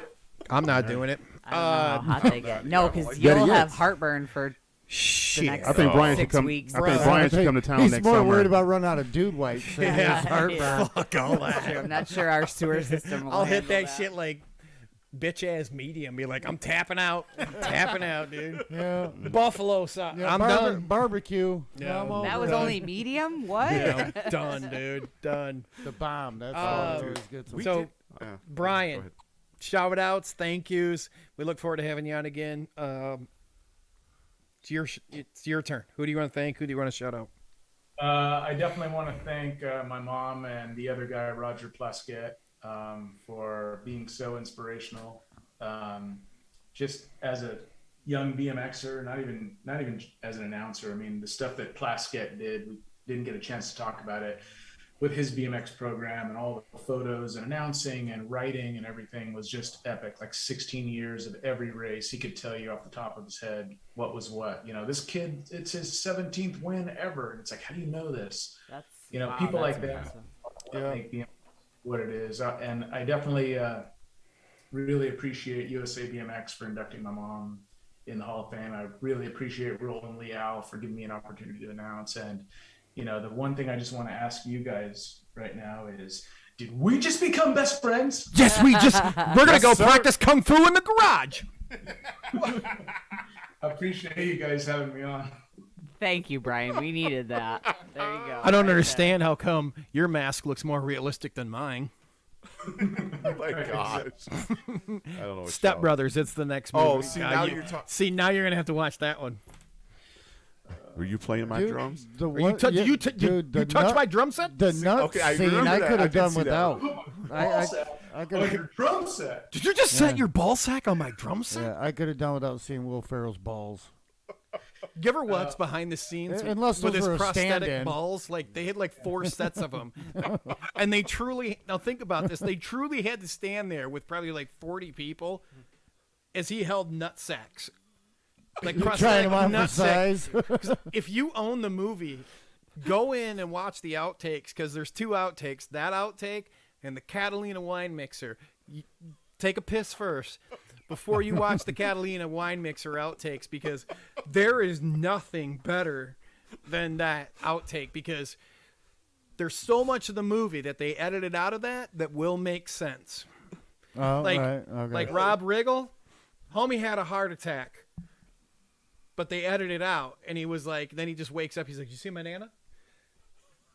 It's like, no, dude, you just had a heart attack. Like you need to see a doctor. It's just watch the shit. Bryan, we just became best friends. Oh man. I cannot wait for the viewing show of Step Brothers in Major League with the crew. Now it's 2 movies? Better have some goddamn popcorn. Don't worry, dude. Your Take fucking iguana's hair gonna to be wash fine, that okay, day. dude? Okay? Your iguana will be fucking fine. You watch the shit from home. Did you hear what Melissa said? It's gonna be laundry day for No, it. I got some hair to wash. Hair wash day. Honey, you go get your hair did, get them nails done. I'll let you know when I'm going to be busy. Hey. The boys can come over. Look, all I want to do. I'll steal it before. Melissa, we need your commentating. Oh, God. Yeah. You dropped the I was best going to lines. tell Bryan earlier when he was talking about how BMX had changed so much that I was of the same opinion that after the first time I watched Rad, I thought BMX had really gone downhill since then. And I continue to think that the more races I watch. Yes. It all can't be Hell Track. It can't. No. It can't. Or that high-tech track that they did the tryouts on. That was pretty. No. The park. Yeah, Oh, in that the was- park? Yeah, that was like, how the hell does that qualify you for to ride like that Hey. 27-foot vertical drop? Like, I hey, rode through the sidewalk. Yeah, and down some rocks. But if you want to know the story, just go on our on our YouTube. Facebook or YouTube page. Yeah. Because we had it was a Friday night. We had Miranda. Yeah. Miranda Yeah. just showed up one night, Bryan, and he gave us like a whole behind the scenes breakdown of the movie. None of us knew. It was just during COVID, and we're like, "Fuck, we ain't got nothing to do. No one's racing." Nobody's So doing we were anything. doing these Friday night shows, and we would typically invite like 6 or 8 people. Mike Miranda shows up and gives us a whole behind the scene thing on Rad. Yeah. And then Melissa watches the thing later on that year down in Florida Send me with an an all-star angel. crew, and she's like, fucking BMX has gone downhill. I tried to ask Justin if he would bike dance with me, but he wouldn't. No, no. No, bicycle boogie. Or whatever the hell it's fucking called. Honey, honey, you put that send me an angel on. You got it. Oh man, Brian, we got to I see that. I want to say thanks again, once again, for being so patient. Because again, as I said at the beginning, we had to reschedule a few times. Well worth it. Can't wait for you to come back on again. Hang out if you want. Sure. You can witness the shit show after show with all the criminals. Yeah, we're gonna apologize now. Yeah. If you got info. If you guys want to see your own stuff on the show, if you're a track, a team, a pro, or something, send that shit to info@allthingsbmxshow.com. Yep. Chris. All right. Hey, you know and what? if you want... you got to give a thank you. No, we need to for Chris Allen. Oh. Because homie he fell through the bleachers, man. He got hurt pretty good. He is. So, look, let's just all say, Chris, Hey. heal up, my friend. Fell through the bleachers. Where it is. Yeah, That dude at DeSoto. Yeah, he was Got talking hurt to a pretty bad. family, and it just like gave way underneath him. Now, look, this shit isn't some rickety shit at like Richfield Yeah, I know. Park. That's what I'm saying. Okay. I can't believe It's not. Shots fired. Dude, no. Damn. I put a new 2x12 on that mother. God, man. You put one Only new 2x12 on that whole bleachers? Yeah. Only 2 kids have Shorted almost all died. up. And everybody Brilliant. complains about it. Only one kid died. Did you get the spikes out of the slide? Yeah. Okay, yeah. good talk. Good talk. So hey, everybody, Chris Allen, give him a prayer, give him some positive vibes going his way if prayer's not your thing. But let's keep him in our thoughts this week. He's Exactly. gonna get feeling better. Yeah, let's lift him up. Lift him up. That's He right. knows. Well, he's been around. All right. Dude, he was literally in the hospital bed doing a show and like telling people to like lift everybody else up as he was like. Right. That's Yeah. Chris. Getting That's rid of right. it. If you ever see anybody down, If you ever see anybody, Kind of like this, I me need in a my phone- hospital bed. yeah, I need a Right. phone number. I'll call you. I see somebody that's down. he's a good dude. All right. amazing. Yes, Shout he out is. to him. And again, All right. thank you, Brian. Thank you, Brian. Again, everybody. Thank you. Appreciate you, all you. Thank you again, everybody. So check us out: Facebook, YouTube, Twitter, Twitch. Like, share, tell all your friends. And you also have the podcast version of the show. Chris has an OnlyFans site also you can check do. out. All right. No. So make sure you check that out. You guys have a wonderful Just evening. dropped a twerk Everybody- vid, I heard. Have a great week. What's a Nas? Get your Danger Snacks All Things BMX Show promo code. God bless everybody. Have a great night. Justin's not gonna let